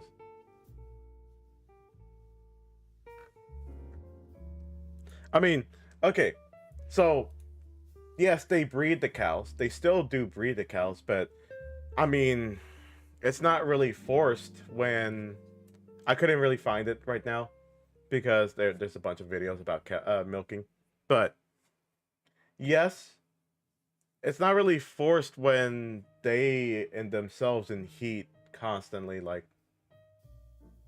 go after the thing. It's kind of like, it might be a very bad example, but when I had my 2 chihuahuas, no, we leave the bulls and cows and they breed when in season. Exactly. When I had my 2 chihuahuas, one was male, one was female. It got to the point during their the second time that they had their litter. On the third time, we tried to like get them to stay away from each other. We were forcing them to stay away from each other whenever the female chihuahua was in heat, when Chloe was in heat, because like, and at one point somehow Pancho jumped the fence, jumped the little fence that we had, like it was a baby gate, jumped the baby gate, and we ended up having a third litter of puppies. So like, cows, animals in general, when they're in heat, they're in heat. They will basically force themselves upon each other. That's the general. I thought it was forced this entire time. No. Animals are very different from like how we as humans are when it comes to like breeding and then season stuff. We think about a lot of like the climate of the economy, the status of the person, how well we are like how, when I say chemically, I mean like our chemistry, there you go, our chemistry. And we don't have seasonal breeding seasons. So like animals, whenever they are in heat, and they will move mountains to try to get to each other.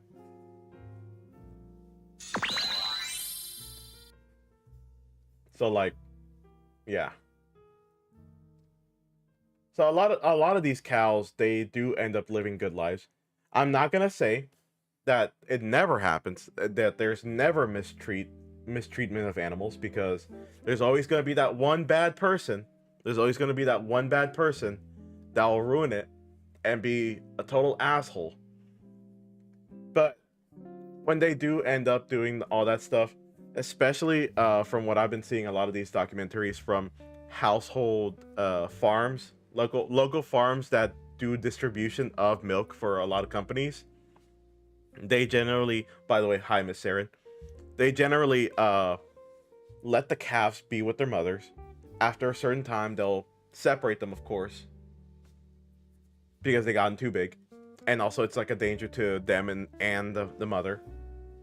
And the mothers will also voluntarily go and get milk. They will literally walk up to the machine. It's gotten so advanced, to be honest. They walk up to the machine and the machine just like latches onto their udders, and then when they're done, they just let go and they just walk off.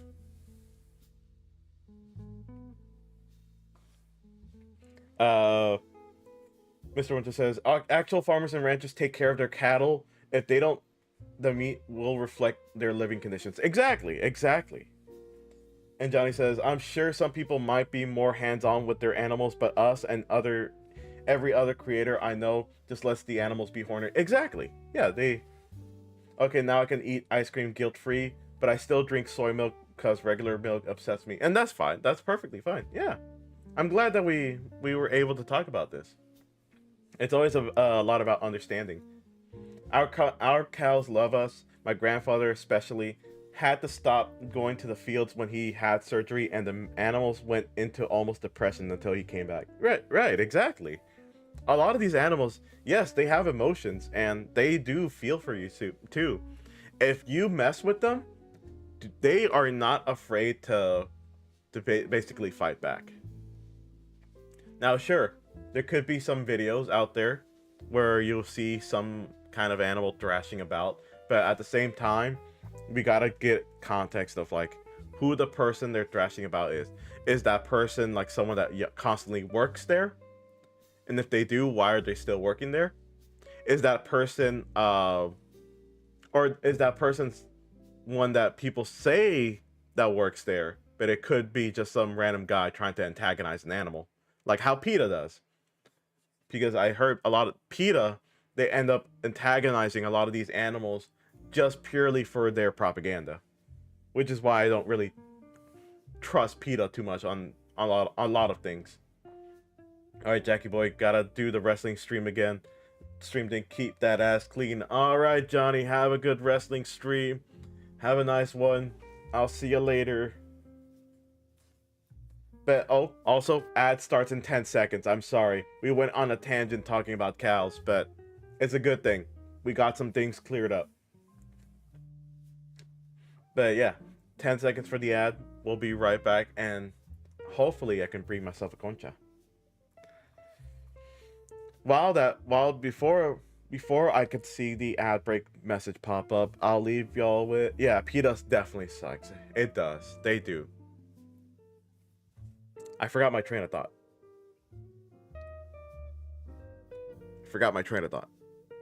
We were talking about cows. Well, either way, let me look up the videos.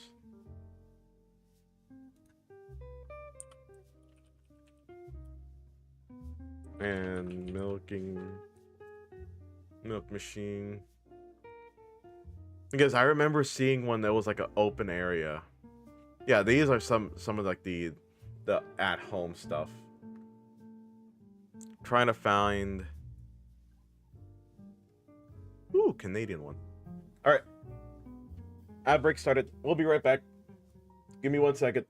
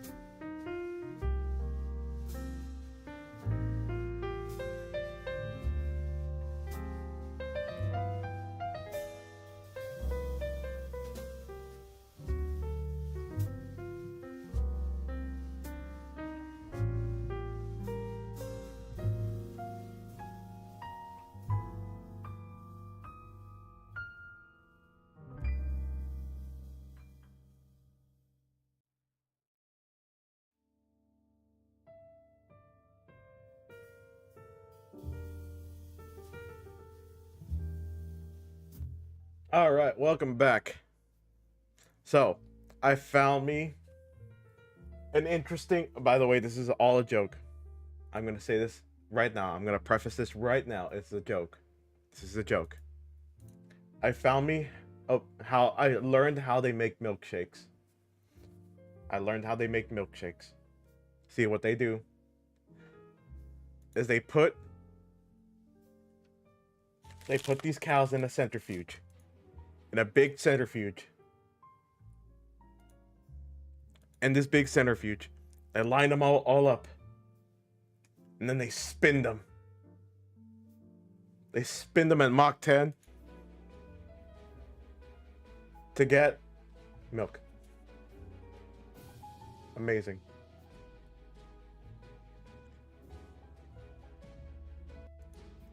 You know, I wonder. Also, I got me bimbo. I got me some conchas right now. I got me a concha. Hear that? Hear the wrapper? Yeah. Yeah. And although it's not the milk I want, but they didn't have coffee, like black coffee for me, so it was either that or it was either milk or coffee with milk, and I just went with milk.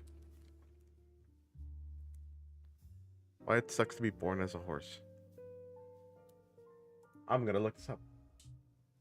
Just a quick drop to the ground, and here you are. Born smack dab in the middle of a wide open field in the American West. Mom gives you a few licks, then nudges you to get those wobbly spaghetti legs working, and a warm hug for the ground. A couple more face plants, and soon enough you're wobbling around upright, looking like a person trying on heels for the first time. You wobble over and grab your first sip from the unlimited milk tap conveniently located under Mom. Not exactly Starbucks, but it'll do. Look at the cow. Barely have a taste when the herd decides it's time to move, and Mom's off, so you follow her wobbly pace. This is your herd, about 8 mares, or maybe 9. And that old guy The bad over there, cows get the centrifuge. Do you remember what a centrifuge is?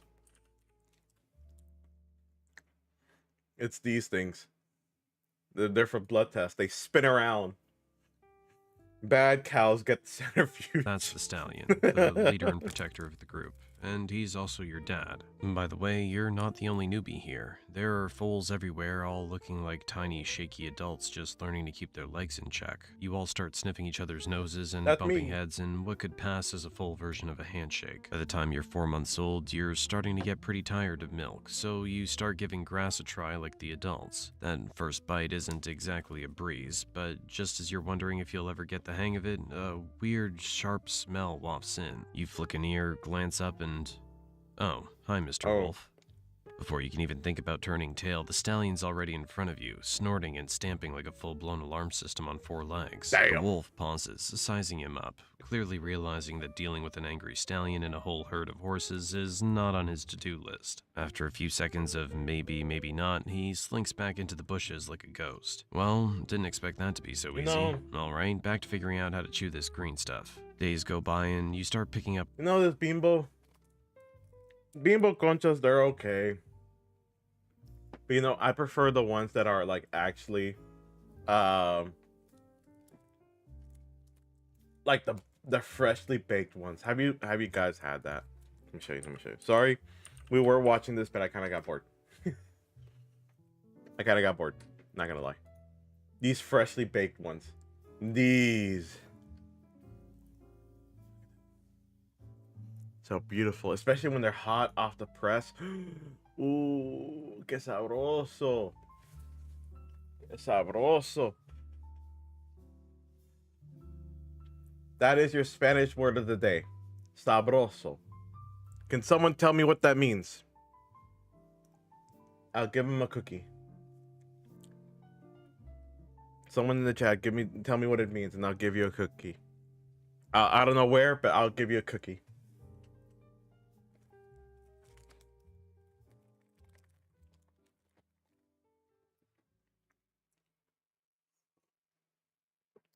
Sabroso means delicious. Delicious. That's what sabroso means.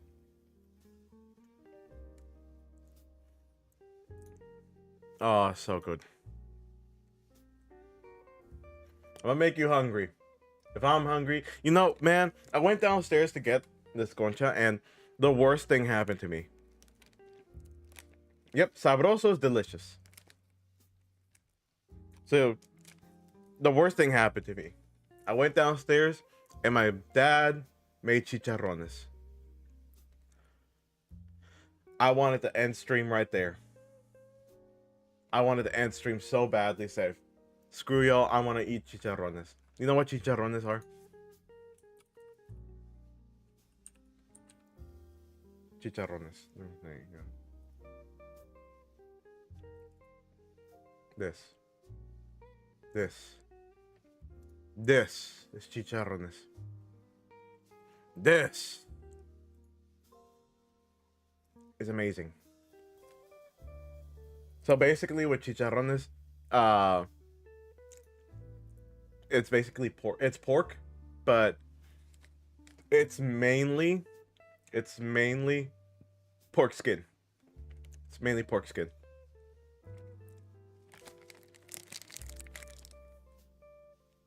That's what it is, pork skin. What I love to... No one saw that. Okay, good. Alex and Millie, they were covering that up. We can't be outing our friends like that.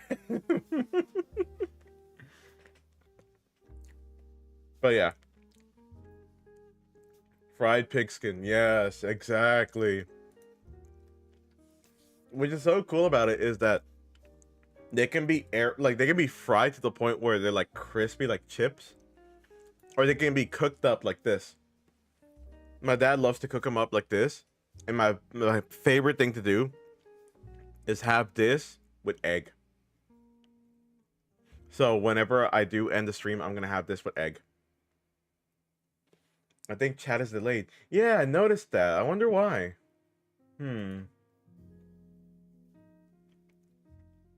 There might have been some kind of issue. Let me see.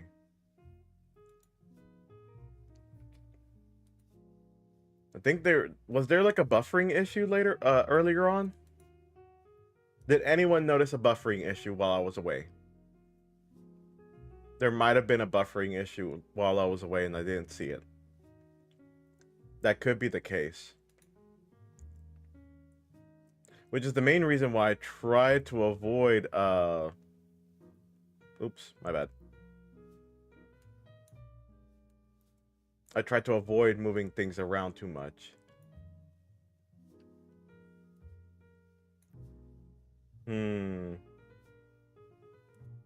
Oh well, but yes. Yes.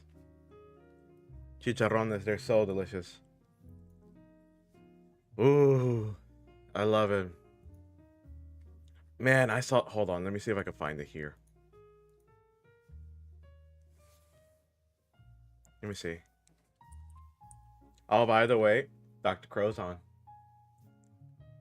Watch his live streams. He's a pretty cool guy. You know what? Let me put an actual shout out here. Shout out. Dr. Crow Carnival. I think that's how I do it. Damn it. I need to figure it. Hold on. Hold on. Hold on.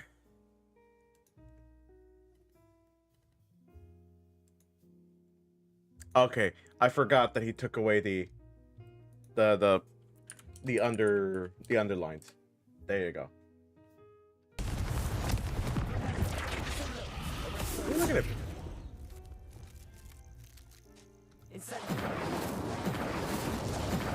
Incendio.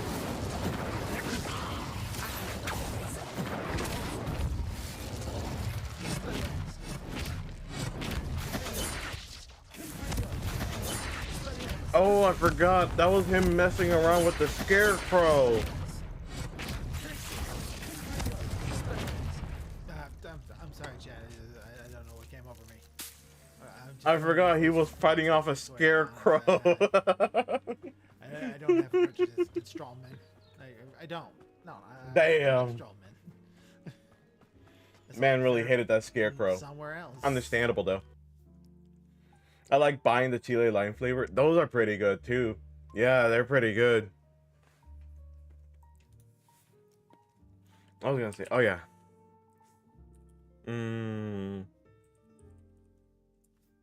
There was somewhere.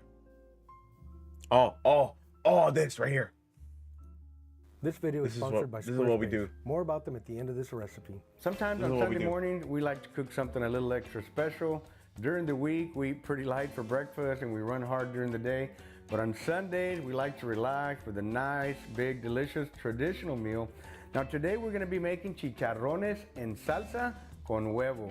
I've been wanting to record this little dish for quite some time. We recorded a reel back in Austin last year. It is a traditional dish in many parts of Mexico and in South Texas. It's something that we enjoy maybe 2 times a year. It's not a low calorie 2 times, meal, but it's delicious. Hey! Peach Salsa! Hi, welcome Raiders, welcome. How you doing? Why are you making me hungry like this, Jack? Because I'm hungry, so if I'm hungry, you're hungry. Welcome everyone, welcome to my tavern. Grab a seat, have a picture of non-alcoholic drinks because I don't know everyone's ages. But yes, I hope y'all are having a great day. Man just speaks and I want a burrito. But yeah, how you doing? Hold on, let me give you a shout out. Oh, if I can just type right. Oh, clips don't work right now. Hold on. Let's try it again. I at least like to try it again once and see how it goes. Let's try it. Hey! What is that sound? Alright, let's Scare the crap out of me.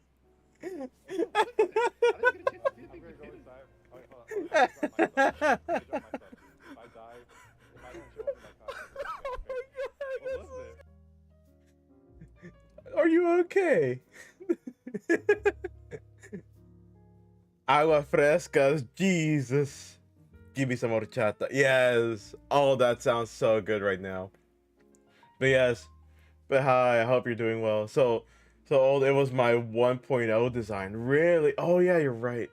It was. It's very hard for me to see right now with the tiny screen on top of the tiny screen. I wonder if I could show you how it looks like right now. Let me do this. I'm gonna show you my second monitor. I'll do it in picture form. This is my second monitor. This is my second monitor. There you go. My second monitor. That's a lot to handle in my second monitor. So I really had to look hard. But yeah, welcome guys. Welcome. I hope you're having a great day, great night, and everything in between. We're looking at chicharrones and how to make them. Dish is called chicharrones. Just get a third one at that point. I can't. Hey, Razor Feeds, thank you for the follow. I can't. I don't have room for it. I literally don't. I have my main monitor right in front of me. I have my computer to my right because I can't put it on the floor. My floor is carpet. I have my monitor on my left, my second monitor on my left, and then I have my printer to the left of that. I don't have any more room on my desk. It was a miracle that I was able to even put these two monitors here together at the same time. Con huevo. Yeah, right. Chicharrones, I love them. Cracklings, which is what we have here. There's different types of cracklings. These are awesome with a drink. We both snowed in, huh? Yeah. Marty did mention that we were somewhat close by. But yeah, I made myself a nice little snowman. My brother was very impressed with my snowman making skills. I do say so myself. As someone that doesn't play around in the snow often because of Texas, I am a amazing builder of snowmen. Amazing. I had to teach him how to make a snowman. It's wild. You know, with a soda or a beer. But yeah, I really wanted to order something for lunch, but I didn't want anyone to drive to us in this kind of weather because that's just mean. Or whatever, they're extra delicious when you mix them up with. I didn't. I just made snowballs and threw them at my car and sister's car. Whatever salsa you like. Careful, there's no rocks in them. 2 or 3 or 5 different salsas in our house. So today I'm gonna blend a little bit of my red one and a little bit of my green one together, and then we're gonna add the chicharrones after it's nice and warm. That's me. That's just me. That's me. Anytime, whenever my dad makes chicharrones, that's just me. This is my dance. Green one together, this is my happy dance. This is literally my happy dance. It's nice and warm. That is just my happy dance. We're gonna light up our stove. Now we're gonna go ahead and lay some of my red salsa here. This is about 1.5 cups. I'm also gonna blend a little bit of my green salsa because it has a little more jalapeno and a little more flavor, in my opinion, and a little more garlic. My mouth is watering right right now. now. We're gonna get this nice Watering. and warm first. While we're waiting for that to warm up, we're gonna whisk up our little eggs. So I'm using 1.5 cups of the red salsa and about 1/4 cup to Winter, half a make cup this of the green right salsa. now. 3 eggs. All right, while that's warming up, I'm gonna go If ahead you and make cook this, my Winter, eggs over here in the other pan. Winter, if you make this, We want to get this egg. I'm pretty sure 90% Mish cooked, where will it propose on the has spot. a little bit of firmness, nice and thin. Turn off the heat because they're pretty much done and they're fixing to go into the chicharrones. Okay, we're using about 1 cup of chicharrones. If she won't, I will. Let them soak up some of that moisture. I'm using my mesquite I will. spatula here. This was a gift from my friends. I think I had a little more salsa than I should have had, so I'm going to add a little more chicharrones. We're going to put these on a very low simmer and let them hydrate. Durian said he would teach me how to make some Mexican dishes. Good. Good. Good. I am proud of Durian for doing that. It's always lovely to share your culture and food with others. Whenever it comes to... Whenever I talk to my girlfriend, KD, I always like to have her at least try something. When it comes to some different foods, I remember we went to a restaurant recently. I love her so much because she tries things, and when she doesn't like it, I do feel a little bit sad about it. But at least she tried. She tells me that she doesn't usually try food, but only a few people she will do it for, and that warms my heart. It warms my heart so much. And I told her that if I'm gonna be cooking, I'm gonna have her helping me, and she's gonna learn. She's gonna learn because that way she can also make good food. The only condition is that you have to learn to make bannock. Wait, hold on, I'm gonna put that in my I heard about that too. I don't want to learn. You're gonna have to learn. You're gonna learn. You're gonna learn. I'm sorry, but you're gonna have to learn. This is something I'm gonna force you to. You're gonna learn with me. I'm gonna do most of the cooking, and all you're gonna do is hand me the items. That's it. You're just gonna hand me the items. That's literally all I want. I just want my sous chef. I want to learn how to make tamales for Durian. Oh my god. Yes. He's gonna love you. He's gonna love you for that. He's gonna love you. Those tamales are a lot of work. They're a lot of hard work. But it's perfect. Perfect. Exactly. See? We can meet in the middle. We can meet in the middle. Just like, first, what's gonna happen is I'm gonna be preparing stuff, and I'm gonna be saying, all right, can you hand me this? I had it already prepared. It's right there to the left. Can you hand me that? It's right there to the right. Then later on, I'll be like, all right, I got this done. Oh, I forgot. I need to shred the lettuce. Please, can you help me do that? And you just start shredding lettuce. You just start cutting it. That's it. Then you can hand it to me. Later on, we're gonna be an incredible team. We might as well be 5-star restaurant ready for food. It's perfect. Exactly, it's worth it. It's worth making tamales. It's a lot of fun. Also, it's one of those things where, okay, I would say this. For the first time, I would say yes, go ahead, make it for him, surprise him with it. If he wants it the second time, I'm not gonna force him, but like I would like for him to help you out with making the tamales. Like when I say making, I mean putting the masa on the corn husk and then like wrapping it, because you don't know how much of a bonding experience that is until you do that with someone else.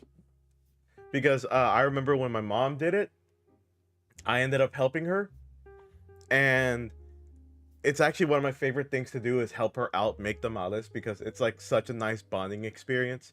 We both are there cracking jokes, talking a little bit, passing the time, also making fun of the masa for seemingly growing the more time we spend on it. And then the next time my brother ended up joining us for this time when we made tamales this time, and again we were just having a lot of fun. So yeah, the first time, go ahead, surprise him. Second time, I would say invite him. Yeah, exactly. Oh, for sure. Like, I'm pretty sure he would probably offer to help because of the fact that he already knows how much work it is. So yeah. Get a little bit soft, so they're not quite as crunchy, but they're gonna be delicious. Oh my goodness, they're so good. Okay, you need to give them about 5 to 7 minutes. You can go as long as 10 if you need to. One of the things you can do is take one of the chicharrones out and give it a taste. Make sure it's soft before you add the eggs. The eggs are already cooked, remember? So all we're gonna do is I don't think you want me to do that.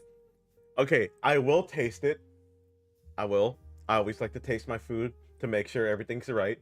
But you don't want me to constantly do it. By the end of it, there's not gonna be a chicharron left in that pan here. All right, now I did not add any salt and pepper, OG, anything to my eggs. The salsa has a little bit of salt. The chicharrones have a little bit of salt. So what we want to do right now, do a little taste test just to see where our salt content is. Salt is always to preference. Yes. Very good. It's such a simple meal. It literally is such a simple meal, but it's so delicious. It's been 5 minutes. They're nice and soft. You can see how the salsa gets nice and thick. I'm pushing down on these chicharrones to see if they feel soft, and they do. I think they need about 5 more minutes. So we're gonna let them sit in that sauce a little bit longer. I'm breaking up my eggs with a little spatula just so that we can drop them into the salsa. Eggs are a bit dry, but hey, at least the salsa will help. A couple of minutes. You can see they're still hot, they're steaming. We're gonna give it one more little taste test for the salt. Again, remember that salt is sure, for the salt. Sure, yeah. Oh my goodness. It's for the salt. So good. Yeah, it's totally for the salt. Today we're gonna use a little bit of wow. Now some cooks like to cook the egg in the salsa. That's okay too, it works both ways. I prefer the texture that I get when I cook the egg separate. Both ways is okay. And now all you gotta do is give it a little stir, mix it all together. And it's time to turn it off. Brioche buns. The egg's cooked, the chicharrones are soft, the salsa is delicious. We have just the right amount of salt flavor in there, so we are good to go. It's time to warm up a tortilla. Make us a delicious Sunday morning breakfast taco. Let's do it. Tortilla's hot. We are ready to make our chicharrón and salsa con huevo taco. It's gonna be delicious. I want them so here bad. We go. We're gonna grab some of this chicharrón with a little bit of scrambled egg. Tortilla's beautiful. And a delicious salsa, homemade all the way, all day. And you guys know I like my tacos kind of fat. I already have the salsa with all the flavors that I want in there. I have the green salsa with a lot of jalapeno, and I have the red salsa with less heat. But the two together combined makes an amazing salsa. We have several videos on this channel, so go ahead and look those up and we'll show you how to make both of these salsas. The only thing to make this taco better is a little bit of queso fresco. That stuff is so good too. All right, friends, it's time to take the taste test. This is always the best part. Taste test. Nah, I'm just eating it. No, no taste test. I'm just eating the whole thing. I'm here like, I want to have that bite too. Oh, so good. This is delicious. Incredibly good.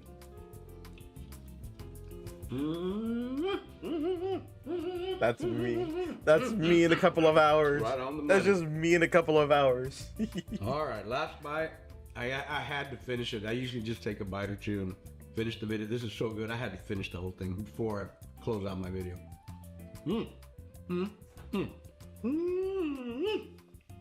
Thank you guys so much for watching, man. I hope you enjoyed this video. I've been wanting to record this one probably for 6 months. It's such a delicious dish. When you put that salsa with the chicharrones and the eggs, add a little bit of wow, or salt, pepper, garlic, whatever you want to put in it, it just makes an amazing breakfast taco. Heck, it'd probably be good for lunch or dinner even. Add a little bit of queso fresco. See, that's what I say. We talk about a delicious, heavenly taco. It's just amazing. I hope you enjoyed this video, friends. If you did, make sure you hit the like button.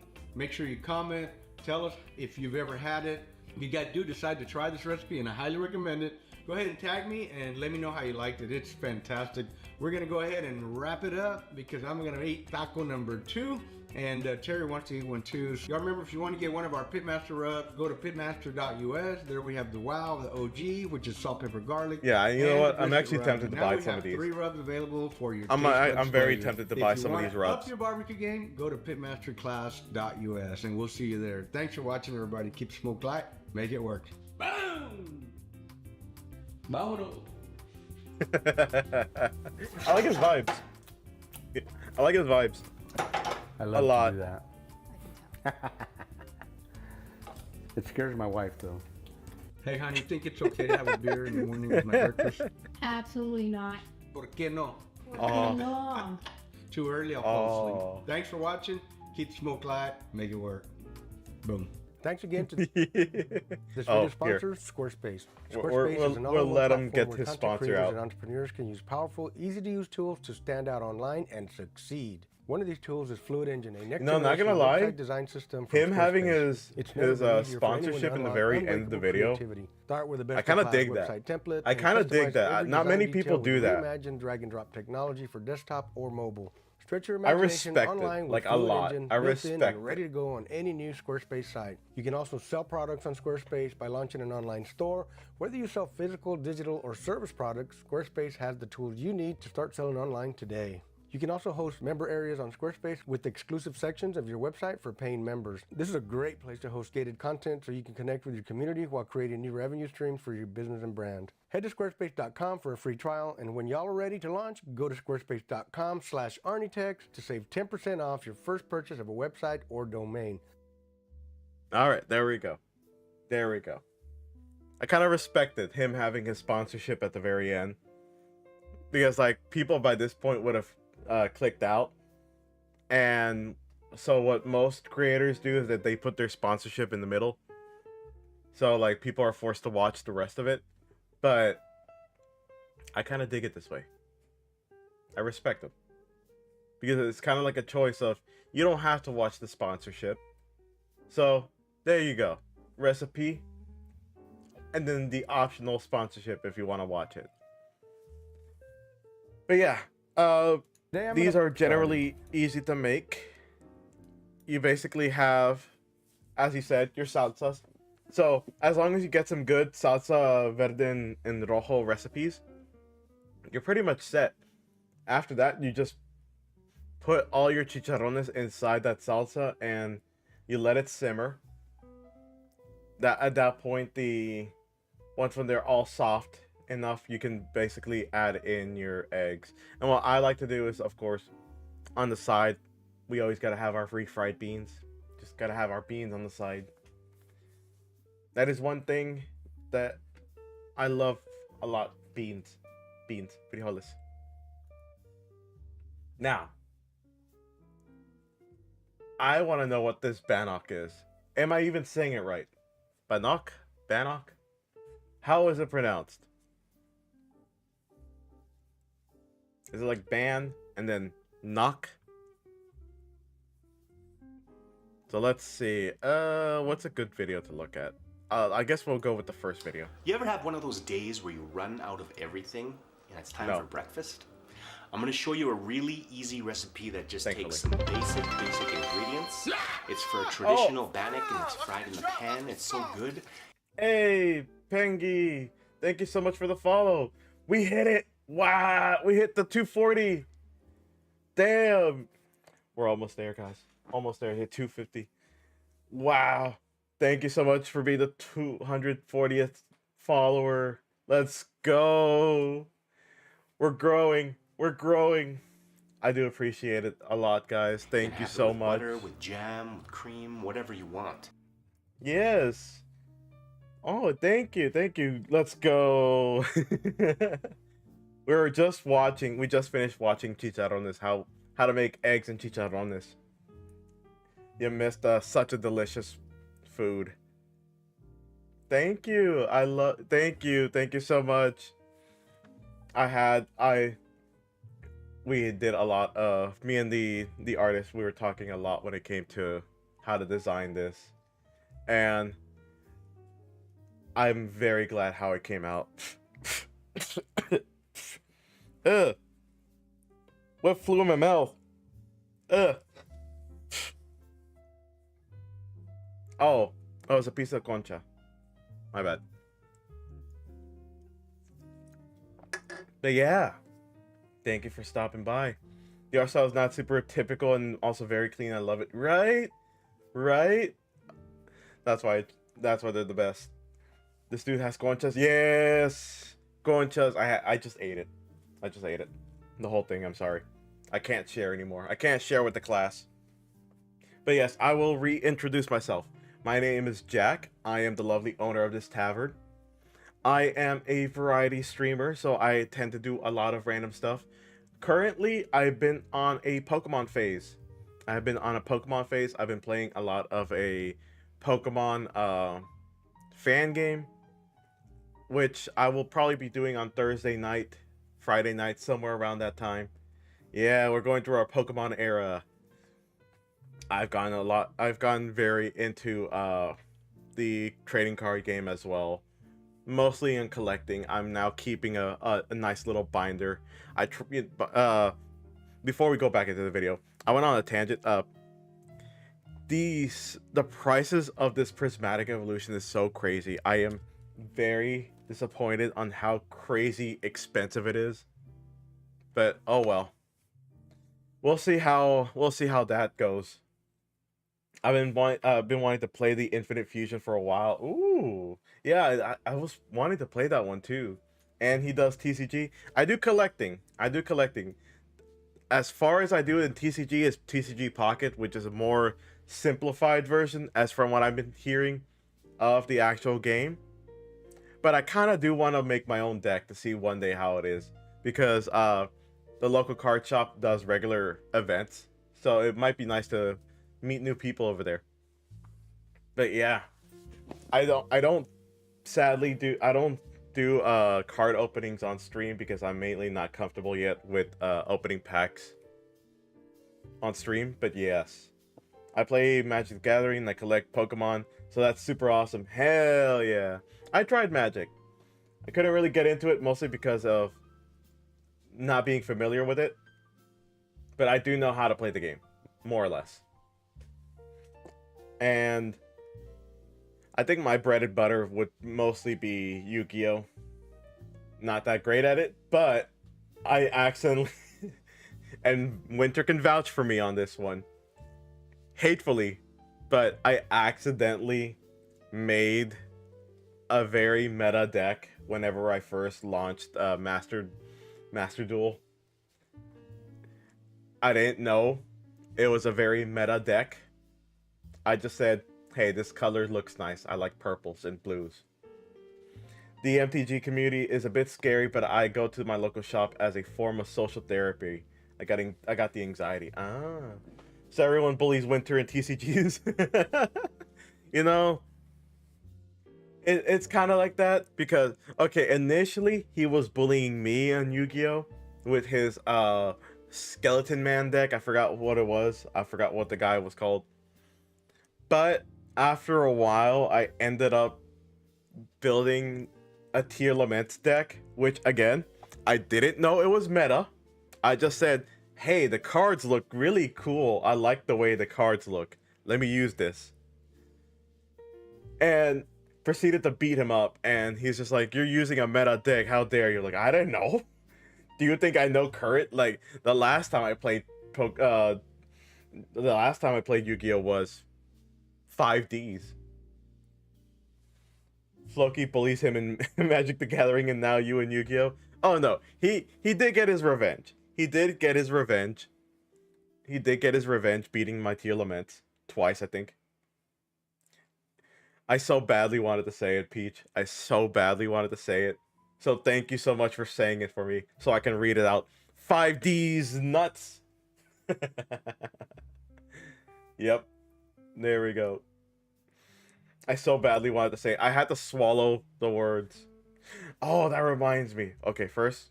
Okay. Hold on. I gotta resubscribe to this. I gotta resubscribe to Legends of Evantris. Thank you. Alright, there we go. Swallow this, pants grab. It's so easy to do. I'm gonna show. Let's go ahead and see Winter's favorite food. Let's see what it is. Because it looks yummy. It seems like it's a bread. Show you how to do it right now on the Aimless Cook. We'll start by mixing the dry ingredients in a large mixing bowl. Start with 2 cups of all-purpose flour, and then add in a teaspoon Alright, each everyone of take baking notes. powder, sugar, Because and if you salt. make this, Whisk together to combine. you can marry Winter. To that, whisk in a cup of water to make a pasty Make batter. sure you keep notes. Add up to a half a cup more if it's not enough. Now you want your batter to be kind of like a paste, like I said. Alright, I have some Galderas to go eat. Catch you later, Jack. Alright, Alright, have a good one. Have a good one. Thank you so much for the raid. I appreciate it a lot. Get some good food. So now we're going to heat up a half Get a some cup good of food. cooking oil in a cast iron skillet on medium heat. I don't want to marry Winter. I want him to use me as a slime mech. You know what? Bet. Would that give him extra resistance to bludgeoning damage? I'm pretty sure it does. Oil starts to shimmer. You can drop in a little piece of batter to test it.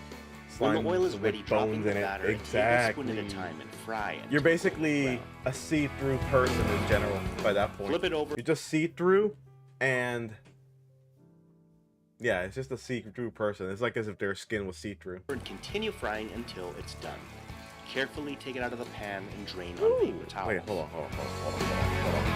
on. Paste. Add up to a half a cup more salt. Whisk together to combine. Okay. To that, flour and salt, whisk in a water. cup of water to make a pasty batter. Gotcha. Add up to a half a cup more if it's not enough. Now you want your batter to be kind of like a paste, like I said, and to hang off a spoon. Gotcha. At this point, you can add raisins or dried cranberries or Saskatoon berries. I don't know about raisins. Cranberries, yeah. So now we're going to heat up a half a cup of cooking oil in a cast iron skillet on medium heat until the oil starts to shimmer. You can drop in a little piece of batter to test it. When the oil is ready, drop in the batter a tablespoon at a time and fry until golden brown. Flip it over and continue frying until it's done. Carefully take it out of the pan and drain on paper towels. Fresh bannock goes well with just about anything, especially butter and your favorite jam. You can also dress this up like a scone with some whipped cream and fresh berries. It's all up to you. Bannock is a traditional First Nations bread that was also enjoyed by the Métis. Because it was so easy to prepare, trappers and hunters often brought it out of the bush. It's still made today and is gaining popularity with all Canadians. So take this recipe with you, make it yours, and have fun in the kitchen, which brings me to my question of the day. And water, What is and then just add in go-to a breakfast? fruit if you like. Let me know in the comments down below, and we'll see you next time. I can make that. Bet. I can make that. Also, where was it? I just reminded myself of this. Hold on. We're gonna look at their shorts. One of my favorite shorts where it's a bunch of these nuts jokes.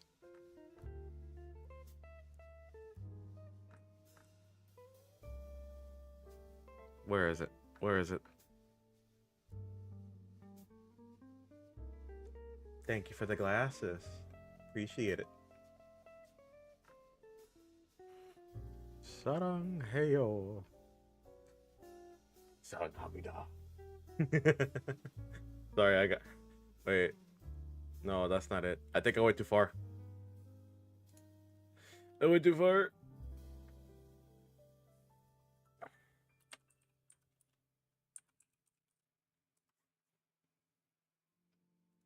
Think about the time that we learned the decision-making framework when we met the Sugandese. Who are the Sugandese, man? The Sugandese nuts. All I require Sugandese is your nuts. greatest joke. I already have a joke in mind. Oh, which one? The one that DM eats the most. But I was saving for the grand finale.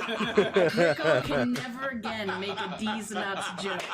Well, I'm glad it wasn't too bad a price. For me, I thought that I was gonna have to become a mind goblin. What's a mind goblin? What's a mind goblin, man? Hell yeah, I've never heard of it. Psionic. I don't understand, man. But like, face the thought. Why would you ask me what's a mind goblin if you can't articulate what's a mind goblin? You run into that, like, is that what Glorbo was? Is Glorbo a mind goblin? A single tear will run down my cheek. Man, I wish. I need to talk to Dr. Crow one of these days to make a D&D session. I need to get involved in a D&D session again. I had so much fun with the SCP session that we had, Miss Sarah and like Amish and Nick. It was such a fun moment. I want to have another D&D session. Now the trick is with D&D, there's like so much more to think about. You gotta think about the class. What could I be? What could I do? Although, you know, I was thinking about this. I did think about this for like a chat integration when it came to D&D. And of course, there will be some caveats, but I did think about like, what if somehow I can make my character basically be me. Like when I say me, I mean just Jack. Just Jack. It's me. And then, as a warlock, instead of a regular wizard, it's a warlock. And my patrons are Alex and Millie. Alex and Millie. And whenever there are times where, like, let's say Millie just randomly says, hey, you should steal 5 coins from that one dude, and you'll get this reward, I'll do it. Of course, there'll be caveats. I can't have the chatbots randomly say, hey, kill your team member. Nah, I can't do that. I can't do that. If I do that, that just makes everything unpleasant for everyone. But yeah, there's a lot of things I can decide. Pretty interesting. I really need to finish up. What was that one thing? I really need to finish up Baldur's Gate. I've just finished Act 2 by myself. I just need to do Act 3. That's the thing. The only problem is like I tried streaming it, and hell, I even have like a TikTok video of me streaming it. But the only problem is when it comes to a lot of these games, it's just that they take forever, and they take up so much of my actual like mental head space. I end up going silent, and that's not something you can do. Not something I want to do. I need food. But yeah. Although, since I got a lot of new people here, I would like to introduce you to something. And also for those on YouTube, again, hi those on YouTube. I could still see chat on YouTube, by the way. For those on YouTube, as y'all know, as y'all heard, I'm a variety streamer. I play a lot of games, do a lot of stuff, but I also I've gotten into more of a hobby of music production. And some of y'all on the Twitch side already know about my music production. I might as well need to like add the link into one of my socials. I got a SoundCloud. Yes. The only reason why I got a SoundCloud was because I wanted to a lot of the songs that are here, all these songs, they're free to use. Like, I let anyone use them as long as they just give me some credit. Just like, let's say somewhere to say, yeah, this song was made by this person. Yep. That's all I like to have. Pretty much just that.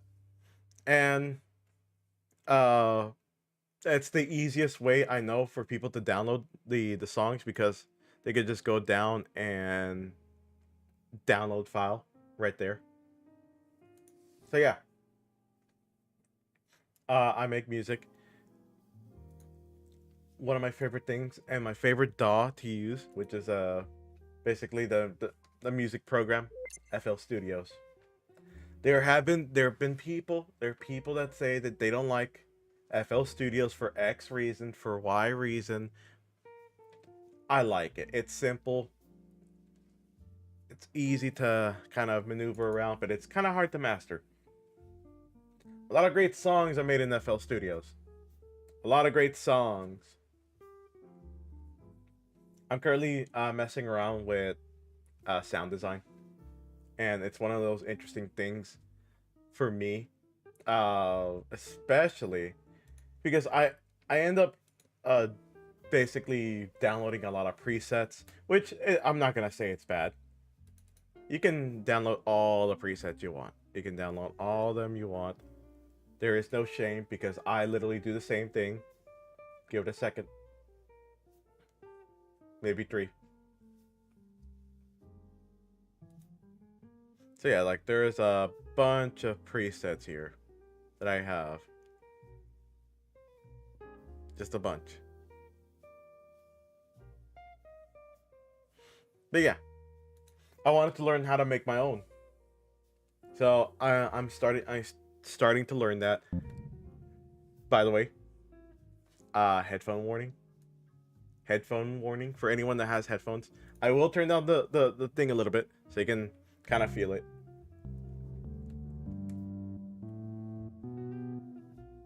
But I mainly use this one. It's a nice, like, soft bass.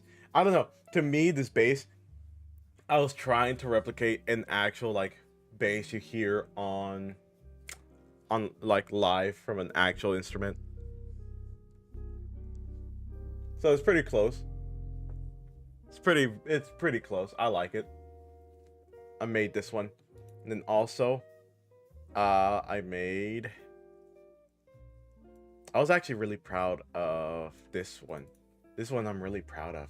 I really like this one. I'm really proud of this one. Hold on.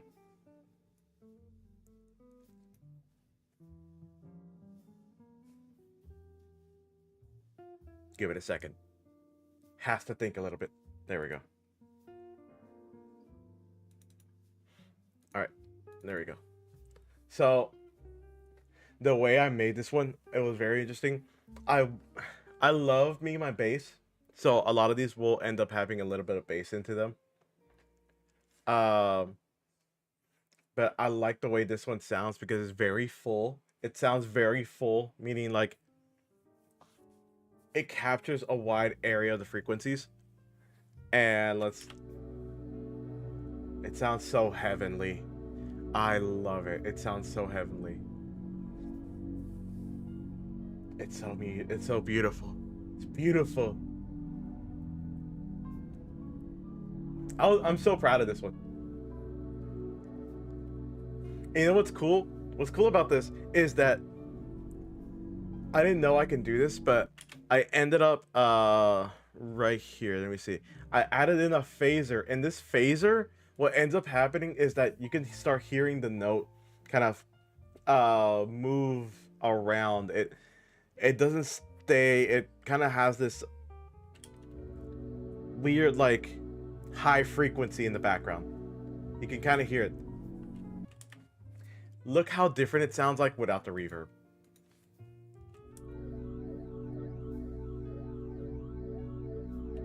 You can kind of hear it there. It's like wow, wow, wow, wow, wow, wow. So I added in that reverb to kind of like space it out. Kind of like imagine the wave being like a single line, and then you end up smudging that line. You know how it is when it comes to art. You can have like a single line, like rub it in graphite, and if you smudge it, like kind of press your finger and then like start smearing it across the paper, it starts spacing out that sound. I love it. It makes it feel very ethereal and kind of chilly. I love it. Now, I'm not gonna lie. This right here, this melody that we have right here, it is not one that I made. I will not lie. It is not one that I made. It is made by I don't remember his name. He's on TikTok, but he makes a lot of these. I think he goes by like Music Theory or something like that. Basically, he ends up making a lot of these type of like stencils, these MIDI stuff, and then tells people, go ahead, take it, do whatever you like with it. I really like this one. It just sounds very, very vibey. Oh wait, hold on. Spoiling it.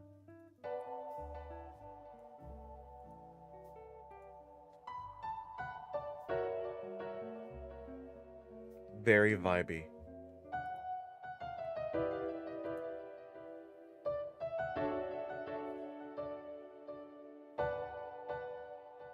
You know what it reminds me of? It reminds me of Undertale. It reminds me, oh, by the way, 5 minutes for ad. It reminds me so much of Undertale. Right? Let's look back. Let's look back.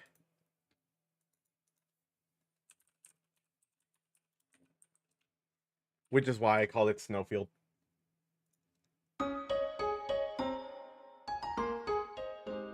Right? Right? It has that same feel, that same vibe with it.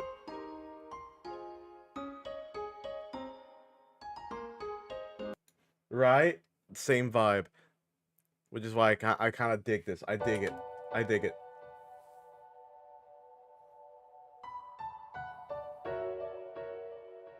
So of course, adding in that chili pad into it, it just makes it sound so kind of like that warm feeling you have whenever you're by a fireplace. I don't know.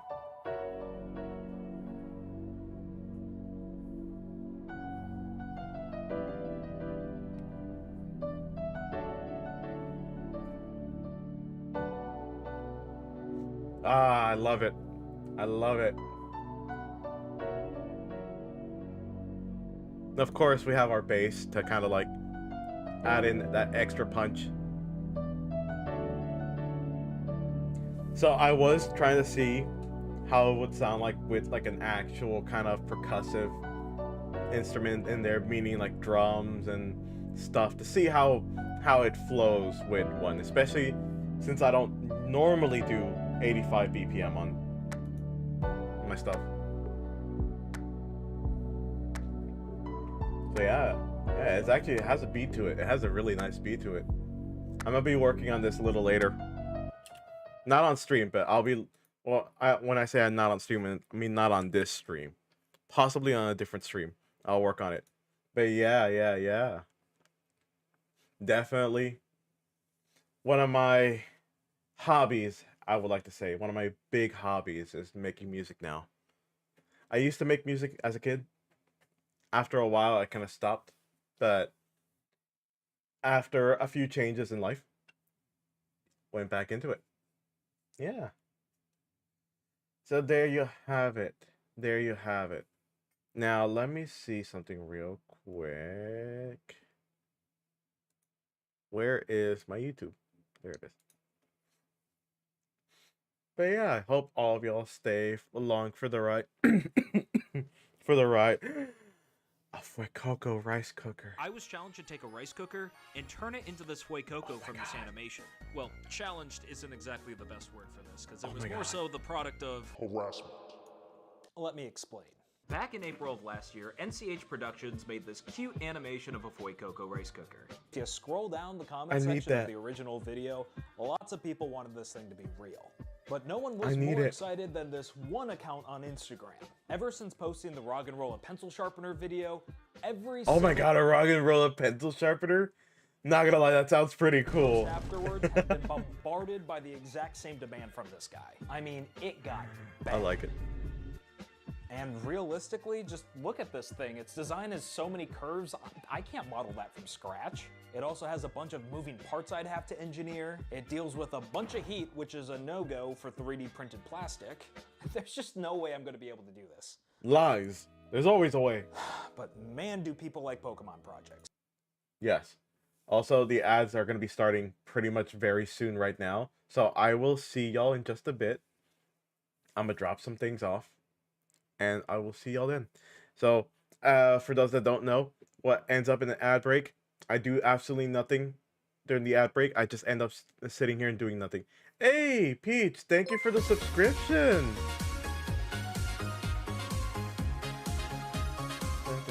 I'm glad that still works. I'm glad it still works, kind of. But yeah, I will see y'all in just a bit. I will do absolutely nothing. I just need to drop off some of this trash. Be right back. Here, music.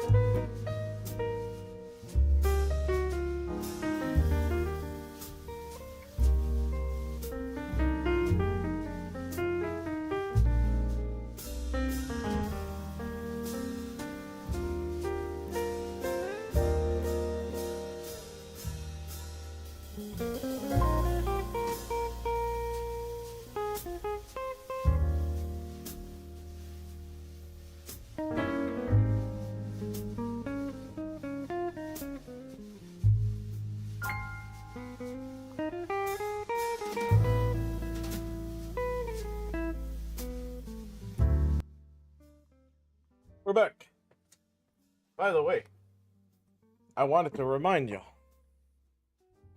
and I keep forgetting to remind people of it. Hold on. There we go. If you own Amazon Prime, please make sure you look at your Prime gaming stuff. If you do not own BioShock 2 Remastered, it is for free for GOG if you have Prime Gaming. Please redeem. It's a great game. There's also a bunch of other games here that you can redeem, which I end up redeeming quite a lot because free game is free game. So yeah, please make sure you do that. Don't forget, you'll get something pretty good. This project isn't going to be easy, so let's start with what actually has to be done. To match the animation, this project's going to have a button so the lid can open, a slider so it can start cooking, lights in its eyes to indicate that it is cooking, and finally steam that exits out of its nose. Now, obviously I'm not going to design a rice cooker from scratch, so I'm going to need to use an existing one as my base. After a long time searching, I want you to design one from scratch. And somehow it even matches the exact same colors. Yeah, no kidding. I think not. And 1 month later, here it is.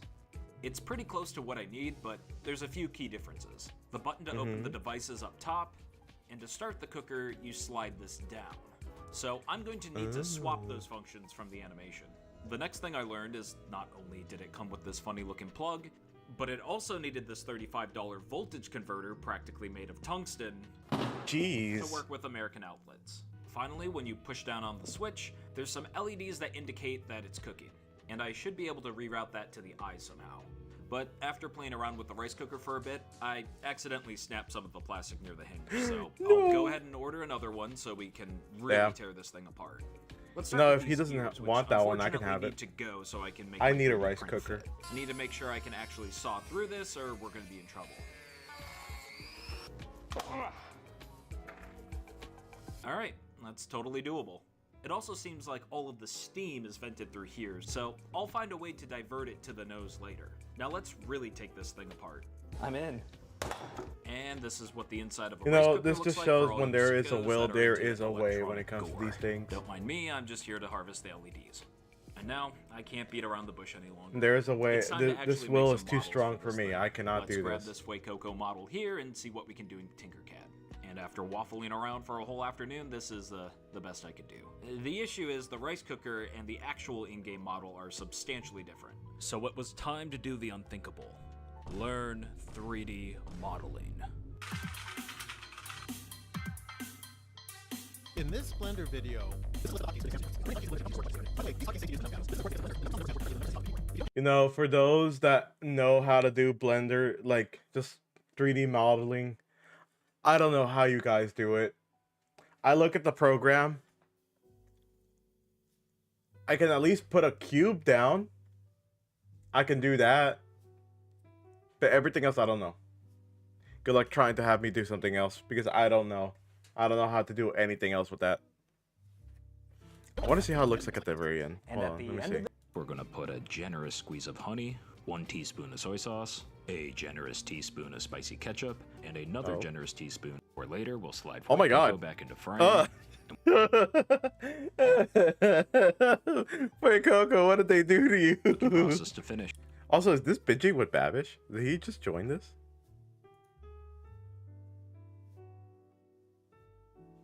Where is he? I swear, this is binging with Babish. A bit over a half an hour later, we'll slide Fuecoco back into frame, and we'll add that sweet yet spicy. Oh, binging with Big Rig.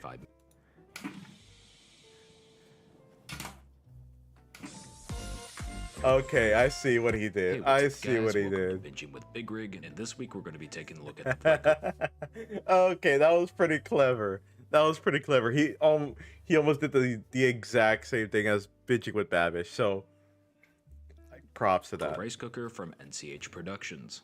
Now, Fuecoco comes from Scarlet and Violet, and in that game you can make a bunch of sandwiches, but I don't think that'd be super interesting to be making in a rice cooker. So instead we're heading to the Galar region where you can make a bunch of different curries. Man even Pokemon has the hails same from the land of inflection. Japan, we're going to be cooking up a Just- traditional Japanese curry, starting with a cup of rice. This washed is multiple real times to method ensure that any of the acting. excess starch is removed. Now in the rice cooker, we're going to put in the washed rice and 1 cup of water and set this guy to the side while it cooks. Next, we'll be cutting up a medium onion and fighting back the tears as it assaults your eyes. Now we're going to take 2 boneless, skinless chicken thighs and cut them into about 1-inch slices. Can I order a boneless pizza? We're going to skin 3 mini Do you guys potatoes. remember the Any type boneless will do, pizza? as long as they're not russet, otherwise they'll just melt in the pot. And hopefully your peeling skills are a Do bit they? more appealing than mine. And finally, we're going to chop this up into some thick slices before moving on to our carrot. After peeling it, we're going to attempt to cut it Rangiri style by slicing it at an angle, turning it a quarter, and then slicing Do it not at do an no. again.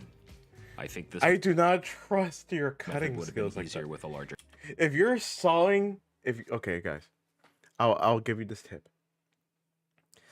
Let's say you're cutting something out at home. You're cutting onions.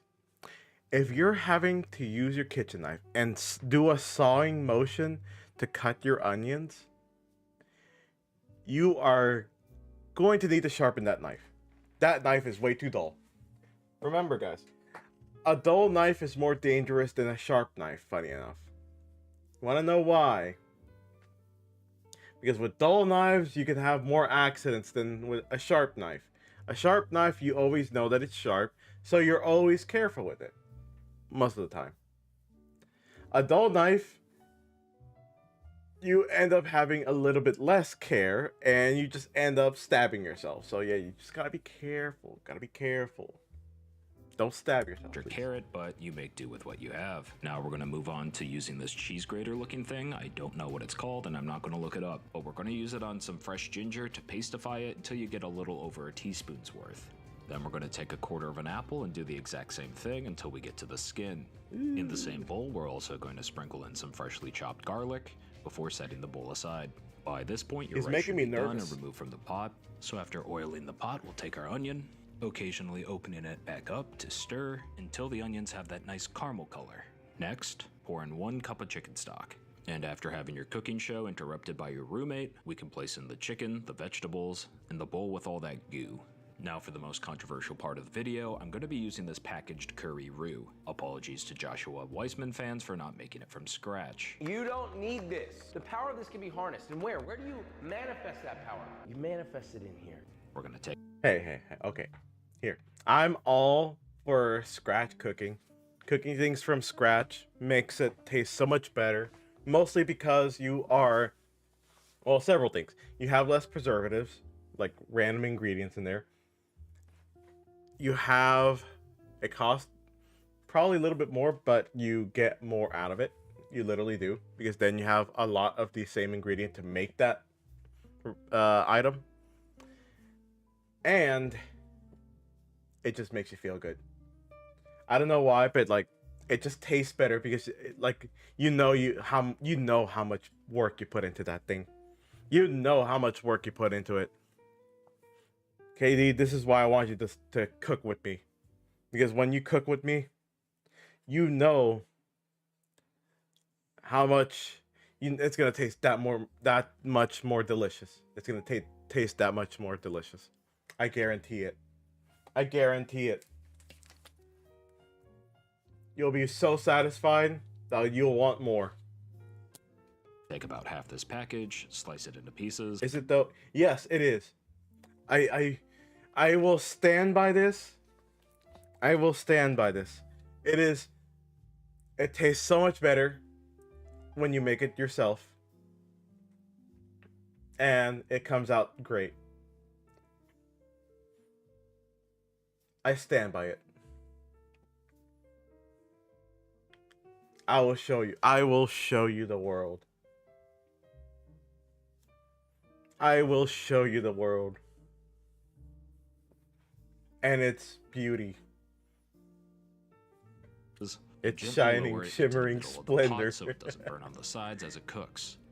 Now that everything's in, we can power on the rice cooker and slide Fuecoco to the side as he'll be cooking for 35 minutes. But while that's going on, we can prepare our final additions, starting with some dried chilies. I'm adding a bunch of this blender, but that's not how many will be ending up in the final curry. And since the blender's cord wasn't long enough, I had to do this off screen.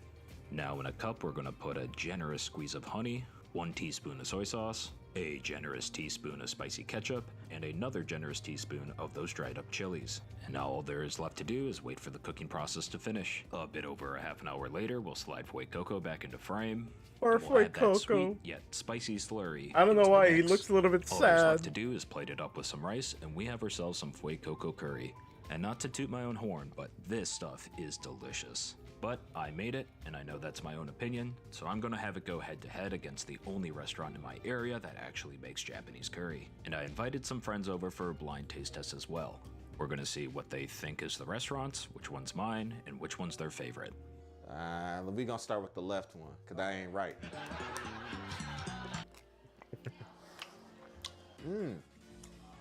Okay. Hold on. Let me see. Okay. Here's your A. Wow. Okay. This one's really good. Hey. This one's delicious. Hey, see what I'm telling you? This feels homemade. I'm gonna say this is the one that you made, and this one is from the restaurant. Okay, which one's your favorite? This one. So the one on your right is from the Fue Coco rice cooker. And that just proves it. That proves it. KD, that proves it. That proves it that homemade cooking tastes better. That proves it. It tastes better. You put in the work and it comes out good. Better than a restaurant. There's no way. Can I? Oh, and that's the.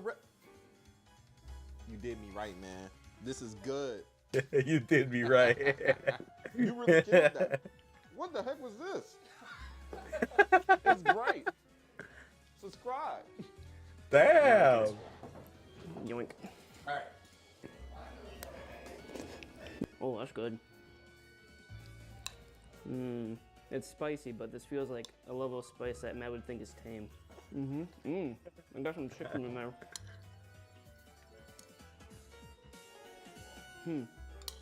Pretty savory. These are both very good. I feel like the one on the left is yours because you just love spice, and that one's spicier, in my opinion. The one on the right, a little more seasoned. I don't know. I mean, not seasoned, but like it doesn't have as much kick to it. You know. I feel like this is something that you'd make for yourself. Which one's my favorite of the two?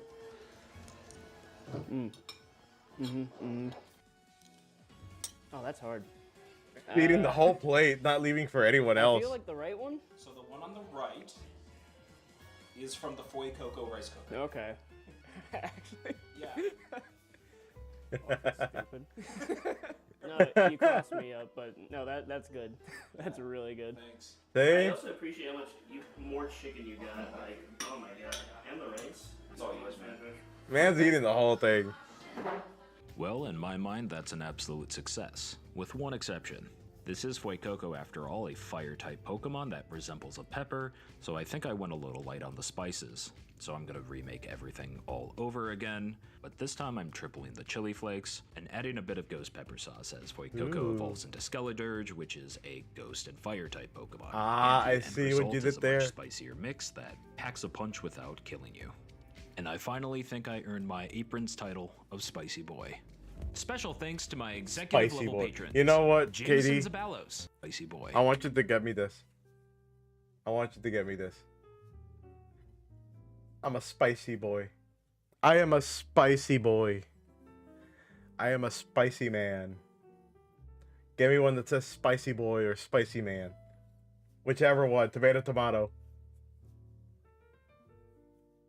I'll do my best. I'll be your spicy boy. It's beautiful. Let's see. What the hell is Gaster Hunt Challenge? No. Character designs. Gaming humor.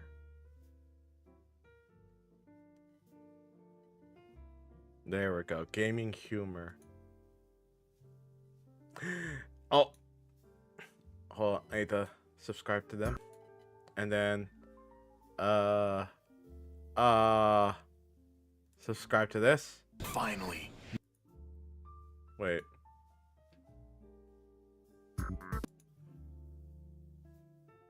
Where's my Latinos? Finally.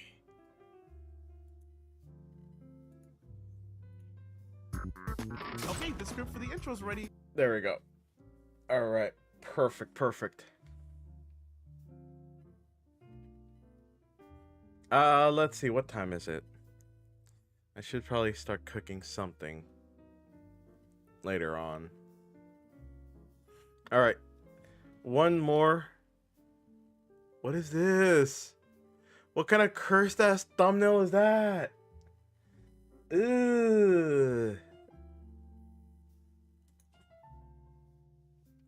Sonic is known for a lot of things, like running at supersonic speeds. But for your average guy like me, that's not something I can really relate to. I mean, I can try as hard as I want. I like how this but I don't ended think up I'll be becoming outrunning a two-lane-wide cooking, semi-trucks down the or streets not a of San cooking stream, but Francisco like anytime just a soon. food stream At least after I a hope while. not. But Sonic has It went another from thing he's known for that's a lot more went from relatable, glasses, and that is his no, love went from for a chili something dogs. Chili dogs to first politics appeared and in the then Archie cooking. comics way back when, and eventually found I their like way this. into the I like this mainline turn of Japanese events. Sonic lore over time. Now, Sonic and chili dogs are inseparable, almost synonymous. But why is this? I mean, these things can't be that good, can they? Today, we're gonna be making all... By the way, did you know that whenever Sonic came out, and then when I say Sonic, I mean the character, and then like they showed him his love of chili dogs, Sonic the franchise, the restaurant, they had so much influx of people ordering their food that it caused inflation. It caused an inflation on their chili dogs. Just type in online Sonic inflation to learn more. 5 Sonic chili dog recipes, all coming from various official sources. Also, make sure to support the huge pile of groceries behind me by leaving a like and subscribing to the channel. It's a huge help to my channel and only takes a second of your time. I'd really appreciate it. Anyways, welcome to Chow Mix, and it's chili dog time, yeah! What was that? That was worse than the like oh, did IRL I say Sonic. 5 chili dogs? Well, I actually meant 6, because we're going the extra mile and making sure when That I was say worse than, Sonic, like, the I IRL really Sonic. mean Sonic. So I pull up, order a chili dog through the drive-thru, and pull into a spot in the drive-in.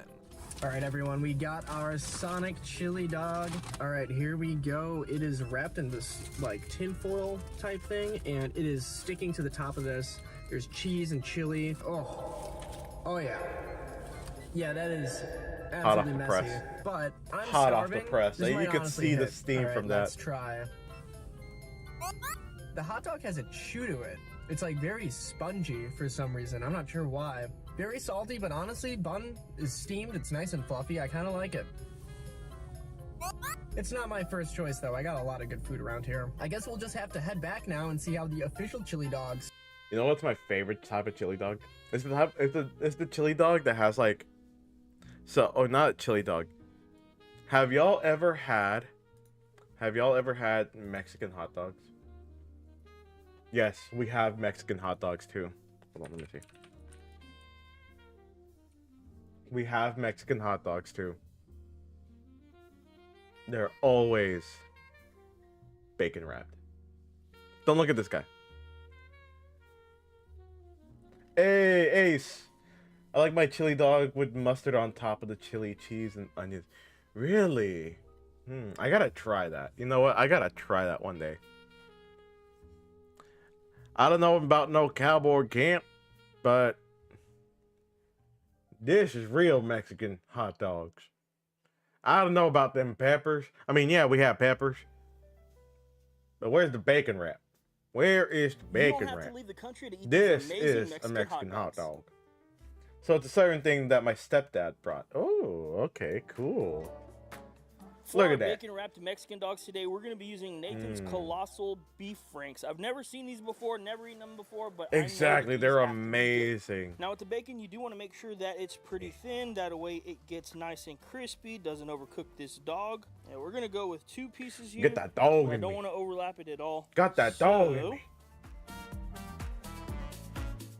And that's all there is to it. We're just going to throw this on the grill. Everyone dance with me. I like to smoke. I like to smoke the hot dog and bacon when I make them. Yeah, put them on the grill. Put like some mesquite. We're gonna start by something putting all of our hot dogs indirect like charcoal or I'm like a also smoky making sure type that the of bacon seam is flavor down, to it. Gives so I it can kinda lock that nice. in It's place very while it cooks. nice. Gives it a nice aftertaste to me.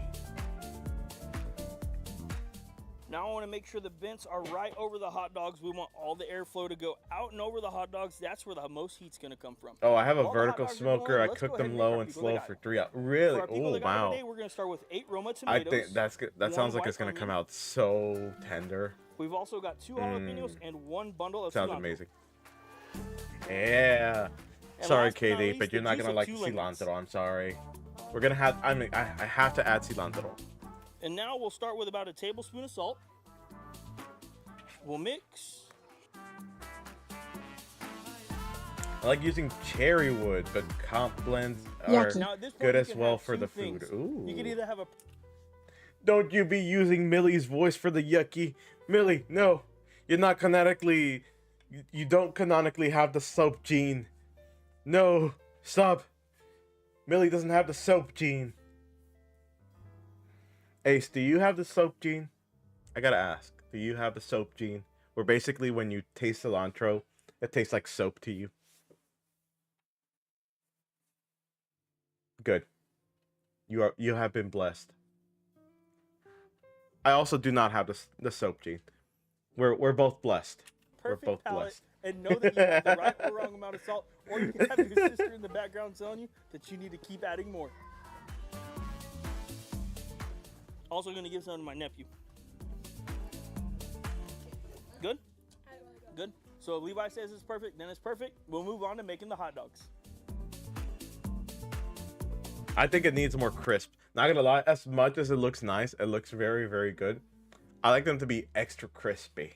The bacon needs to be extra crispy for me.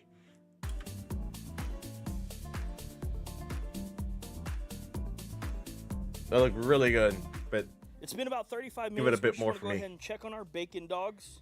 And in my opinion, these are looking Yeah, just like that. absolutely Actually, yeah. outrageous. Bacon is I guess looking he was nice and just showing cooked. them halfway. I got a good color on these hot dogs. This You looks can a little see bit they're better. Splitting a little bit. Oh my gosh.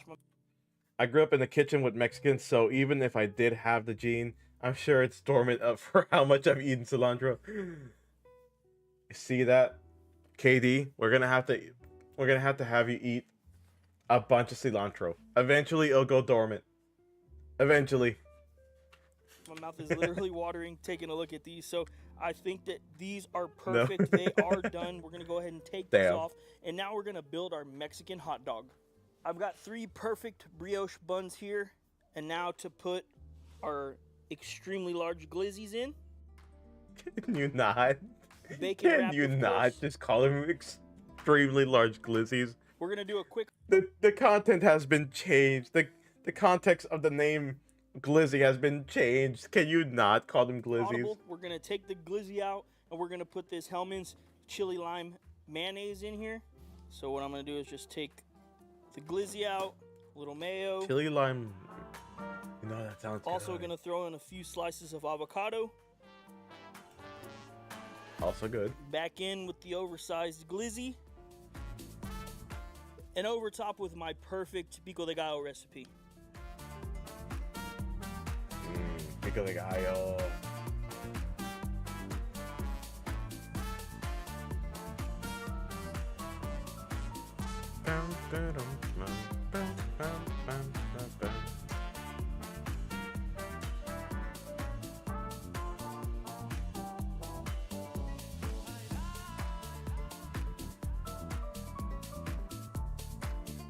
Cross section looking amazing. Of course, now it's time to take a bite. I'm not sure if I can open that wide, but I'm going to do my best. You better. Yeah, there you go. Big bite. Big bite. Big bite. Bro. I would have done a Number bigger one, bite, to be Nathan honest. makes the best hot dog out there. I don't care what anyone says. These are the greatest. Bacon wrapped on another level. Pico de gallo is perfect. The creaminess from the avocado and of course that mayonnaise really just elevates this to another level. You absolutely have to try this. It's so My old job had a easy lot to of make Mexicans in your that worked with backyard. me, Shout out to and my they boy would Jesse. try He gave me this idea. try to gross me Jesse, out, you're thinking the I man, was the and this is this absolutely water is delicious. too Real spicy quick, white I'm gonna get my person, next and one here not real the fast. I've He's eaten gonna take a street bite of this tacos from glizzy as carts well. you've been Let us know what he afraid to eat at in Mexico. These might be the best hot You dogs. know, yeah. And you know that those are the very good ones in Mexico, like the ones where you don't even notice that they're actually selling something. You're like, oh, this is where you sell stuff. Okay, like what do you sell? Tacos. All right, give me 10. Give me 10 right now. Bet. Give me 10. I would eat it. I love it. I kind of miss the one thing I do miss is going back to Mexico and going to all the street vendors, and then. My favorite thing was how easy it was for like people to set up shops, because you would have that one random family that like has a little tiendita, and there's basically selling right out their window, their actual house window. They're just selling their food there. And one of my favorite things was one of the kids, when I was a kid, one of the kids told me like, oh yeah, look, there's this great place you can go to that will sell you some snacks. Like, follow me. I go over there. Without batting an eye, we're literally walking into someone's house. Like, this is literally their living room that we're walking in. But the funny thing is that their living room had the aisles of chips, candy, and then like in the corner they had their refreshments, like in the big fridge where it's see-through. Like it was like an actual legit little convenience store inside of someone's living room. I grabbed my things and I'm like, I'm here to buy these, and he just like gets up from his chair, goes to the register, does his thing, and then like goes back to his chair. It's wild. It's wild in Mexico. Totally different feel. It's a very different vibe to how it is here. But I love it. I love it. Ever had in my life. I mean, hands down to Pop. These are the GOAT. As always, we really appreciate you guys tuning into this video. Thanks, and we'll see you on the next one. And last but not least, the juice of 2 onions. Stupid. And last but not least... That's and me. last but not least, dang it. Ready? Typical. What? Okay. Legit, I went to Mexico on a school trip one summer. My host family once a week would take us to this cart that was ran by their friend, who would just hand us tacos by the plate with like 10 tacos on it.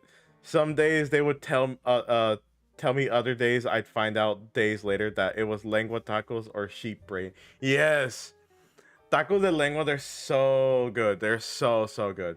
I love it. I love them so much. The texture, the flavor, it's amazing. I've never had sheep's brain. That one's interesting. I would like to try that. I'm assuming that the way that they have sheep's brain is like picado. It's kind of like like mincemeat in a way. So you wouldn't really tell until like someone told you. Possibly also from like a different texture, has different texture to it from regular ground beef. So yeah. Let me see here.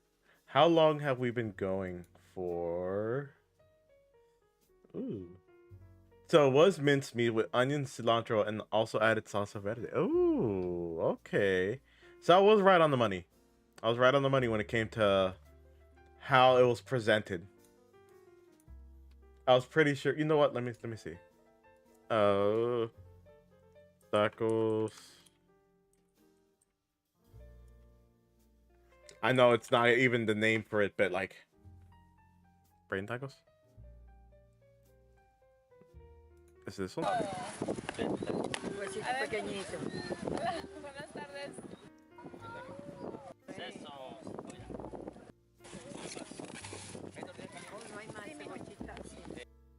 Not gonna lie, that's pretty cool.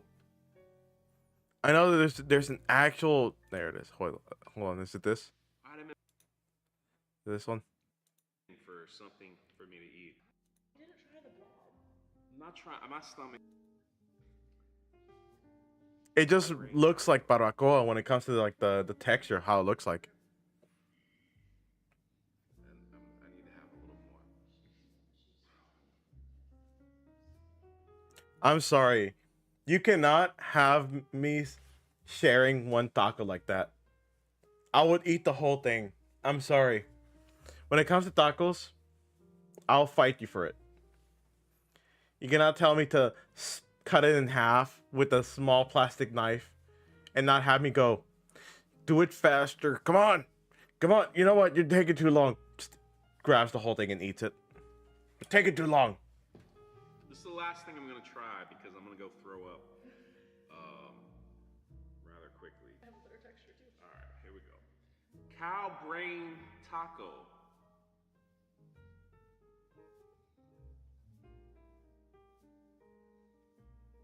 I feel smarter. See how quickly that man's attitude changed? I tell my girlfriend that if she loves me, she needs to leave me like with like 500 tacos and salsa verde. Exactly. See, this man's about to cry. You see this man? You see how he's looking? He's about to cry for how delicious this is. See how quickly that man's attitude changed? Like meat. Yeah. Yeah. Yeah. Mr. After this, I'm gonna throw up in the bathroom. Nah. I'm spitting this one out too. Nah, he literally went out off camera to eat the rest. I had more of the tortilla. Yeah, don't look at that. That's been in my mouth. Lies. Thank you for joining us on this awesome adventure of Lies. Lies. Lies. I refuse to believe that he didn't just like wanted to eat the rest of it. Not trying to dox you, but are you in California? Nah, I'm in Texas. I'm from Texas. I am from Texas. We have more actually technically today I shouldn't like since you're not always here, I shouldn't even be technically streaming today. I am scheduled to have class for college today, but since we had a very heavy snow day, which is like 3 or 4 inches, which again, for those up north, they're probably laughing at me going like, oh, 3 or 4 inches heavy, ha ha ha, that's a light day. Yeah, well, for us, we don't have the infrastructure for it, so I'm just streaming today. I'm glad too, because I don't get these chances to stream on Tuesdays now. But yeah, I live in Texas with my family. Yeah, exactly. He just had an epiphany. Man said, oh, finally, flavor. What is this? Salt, pepper? Wait, there's more than salt and pepper? Is this variety of spices? Oh my god. Is that paprika? Oh my god. Is that onion powder? Garlic powder? What are these powders? Sorry. I just don't like it when people don't use spices. Use spices, please. For the love of God, use spices. What is happening to my phone? What is happening? Hold on.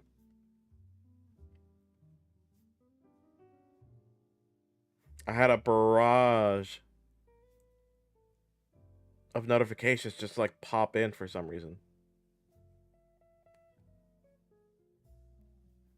Well, alright. Never mind. I guess nothing happened. Sick. It was more for context. We have a local chain called Sombrero. Sombrero. Blink 182 sings about them. My girlfriend and I are going there because, one, I am a fan of Blink 182. And 2, because it's amazing food. They are the original inventors of the California burrito, or so they claim. Ooh. Let me see. Let me say sombrero. Sombrero.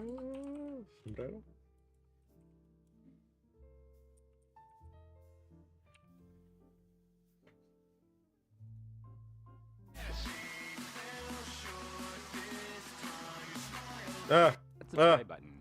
Okay, so here there we we go. are at Krispy Kreme Donuts. You might be thinking today's a donut day. Donuts. Oh, my friends. Donuts. No, it's not. We're going someplace else. Just because. Oh, yeah, just because. Here we go. And that's about the time she walked away. No. Shut up. We are at a little strip mall right off of Carmel Mountain Road here in the city of San Diego. I'm having to be more worried about music because I'm also streaming this on YouTube now. So you can now find this small chain of Mexican food restaurants all throughout San Diego County, including another location in Corona. So what makes this spot so special? Well, the band 182, this is actually their inspiration for their song Josie. She brings me Mexican food from sombreros just because. Yeah, just because. So when I first started coming here more than 20 years ago, shrine in the it was just a little hole in the bathroom. wall. And since then, it's expanded a few That's times pretty and cool. I remodeled. like that. So let's go in and check out and see what they have on the menu today. Man, just imagine that. Imagine you build a restaurant. You managed to get your own restaurant.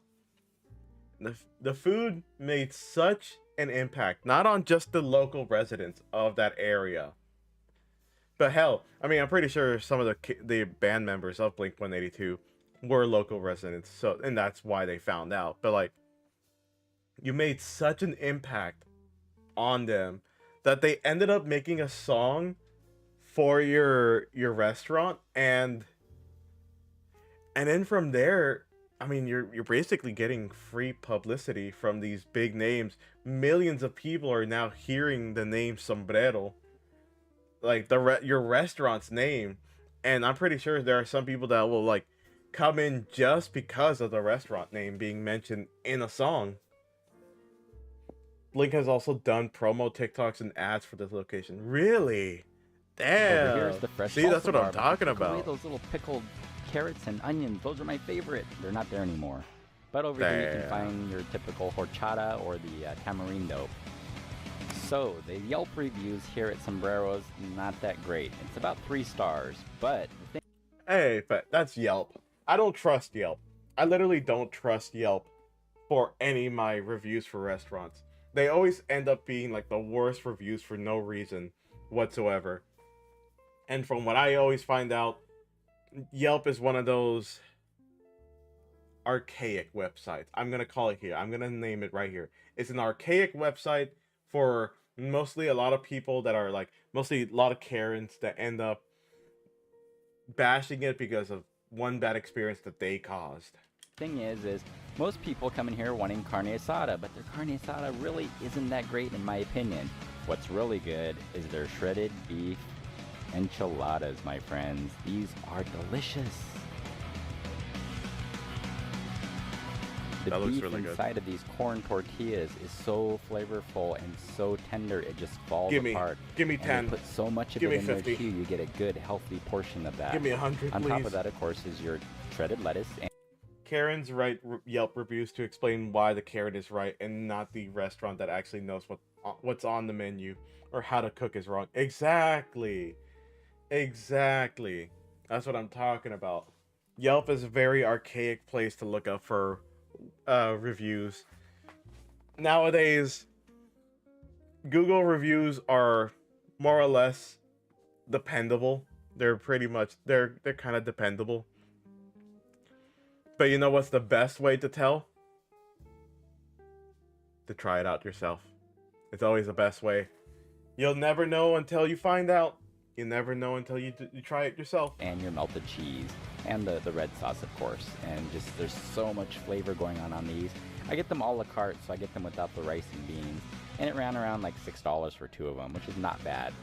Over here we have rolled not that tacos, bad. or also known as flautas, and these are also super delicious. Had the same kind of shredded beef on the inside. They're rolled up and deep fried, also topped with guacamole, the sour cream, lettuce, and cheese. And then, of course, I put a little extra the salsa verde, the green sauce. And I know I I don't know. apologize for my The only thing I don't like is that this salsa verde looks a little bit watery. Like a little too watery. Accent, I'm not saying it correctly, but you all know what I mean, right? All right.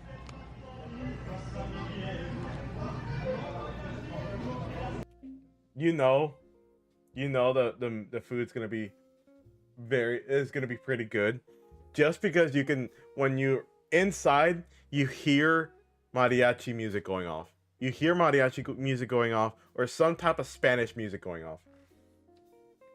I think because they make it in huge batches, the salsa verde is watery. True. I mean, I'm not gonna like bash on it too much, but it's like salsa verde is like one of my favorite salsas. So, like for my taste, it's not gonna be to my liking. But you know what ends up happening is, if one's not to my liking, the other one somehow. It's always like this when it comes to a lot of Mexican restaurants for me. If the verde is not that great, the rojo picks up for it. If the rojo's not that great, the verde picks up for it. It's like one or the other. But the ones that get both right, oh, now that, yeah. Ooh, the meat looks good. Focus, camera, focus, focus. Oh, okay. Ooh.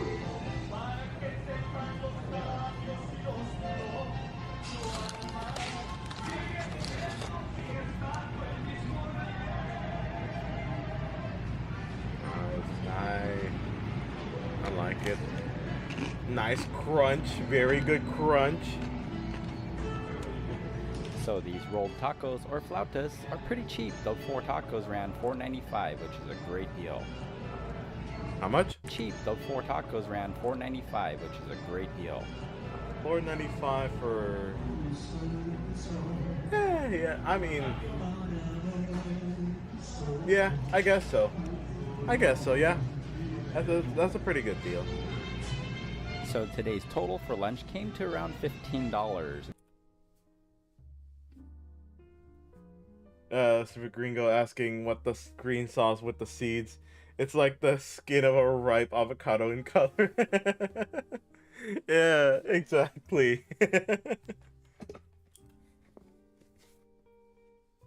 that included the refillable fountain drink, the 2 a la carte enchiladas, and then the 4 rolled tacos. It was so much food, everyone, that I was completely stuffed afterwards for hours. I love it. It looks nice. It looks like a very good place. Isn't that really cool? A little snippet. I remember that same painting in like 10 different taquerias. In 10 different taquerias, it's always the same painting somewhere in there. Of music history here in Southern California. In San Diego, this little hole in the wall was an inspiration for a song by Blink-182. So I know it sounds kind of gross, but if you head over to the bathroom, this door used to be the graffiti door. You used to be able to make your mark and leave a little note for Blink-182 if they just so happen to come inside the restaurant. So now they've kind of limited it to just this little electrical panel. Sorry, I gotta tone down the music. I don't know what there is on that one. I don't know. They used to paint over about once a month or so. But if you check it out, there's all sorts of different art. Man, why can't we have that? I know somewhere, probably in some restaurant, we have that somewhere. But all I remember is whenever I was going to college, there was a restaurant I went for my food while I was waiting. And the only thing I saw that was graffitied in the bathroom was the most boring ass graffiti of like political stuff. It was literally, when I say political stuff, I mean like surface level political stuff, like Biden #1, Trump #1, X person #1. I'm like, and then the occasional, this person sucks, that person sucks. I'm like, is that all we got? Is that everything we got? Just more politics?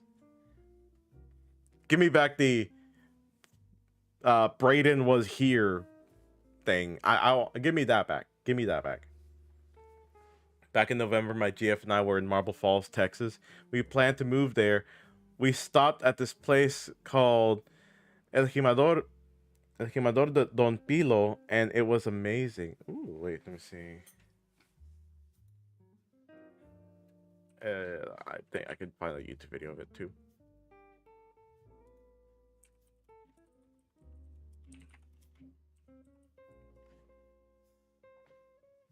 Don Pilo. No, I don't find it, but I do see a lot of Don Pilos. Don Pepperoni. I forgot about Don Pepperoni. Hold on.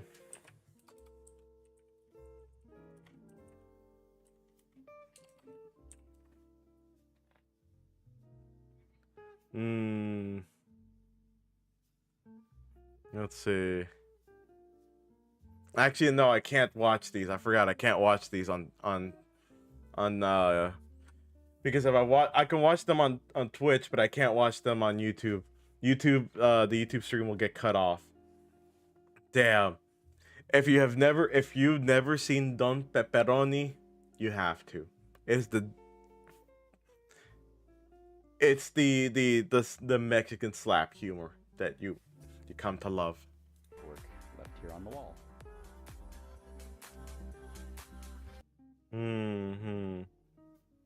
Love you, Blink 182. Greetings from Mexico. Ooh.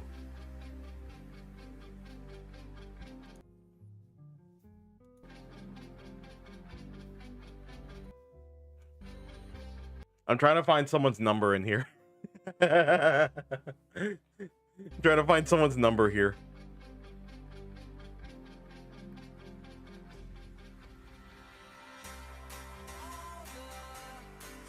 Small things. I can't have this going. If not, my music, I'll get muted. Then the VOD won't be usable. All right, good. Pretty cool. I like it. I like it. When it comes I'm to glad. the spirit I'm glad for that place. I'm very glad for that place. Sorry. That will probably be the last thing. San Diego's on the border of the US and Mexico. Is it? I didn't know that. I thought it was more up north.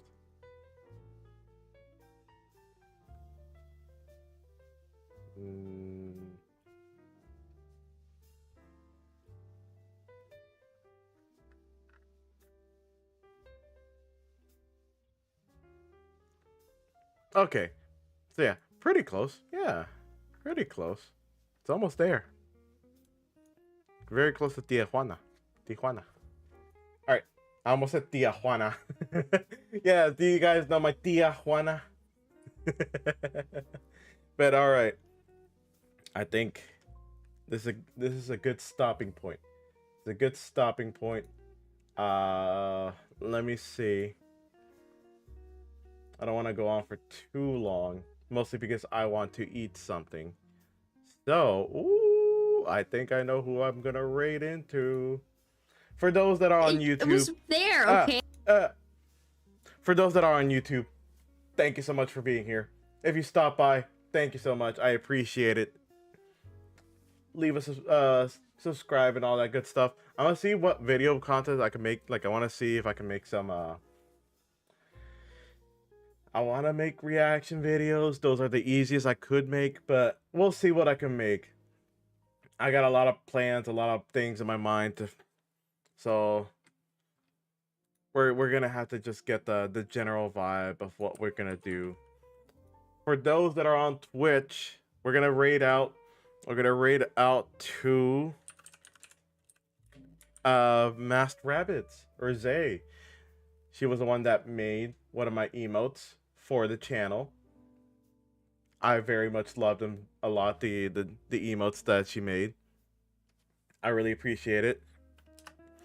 But yeah, we're gonna go ahead and say hi. She's currently playing Marvel Rivals, which, if you have not been playing Marvel Rivals, do it. It's free. It's a free game. It's an amazing game too. If you don't want it, that's fine too. I'm just saying it's free.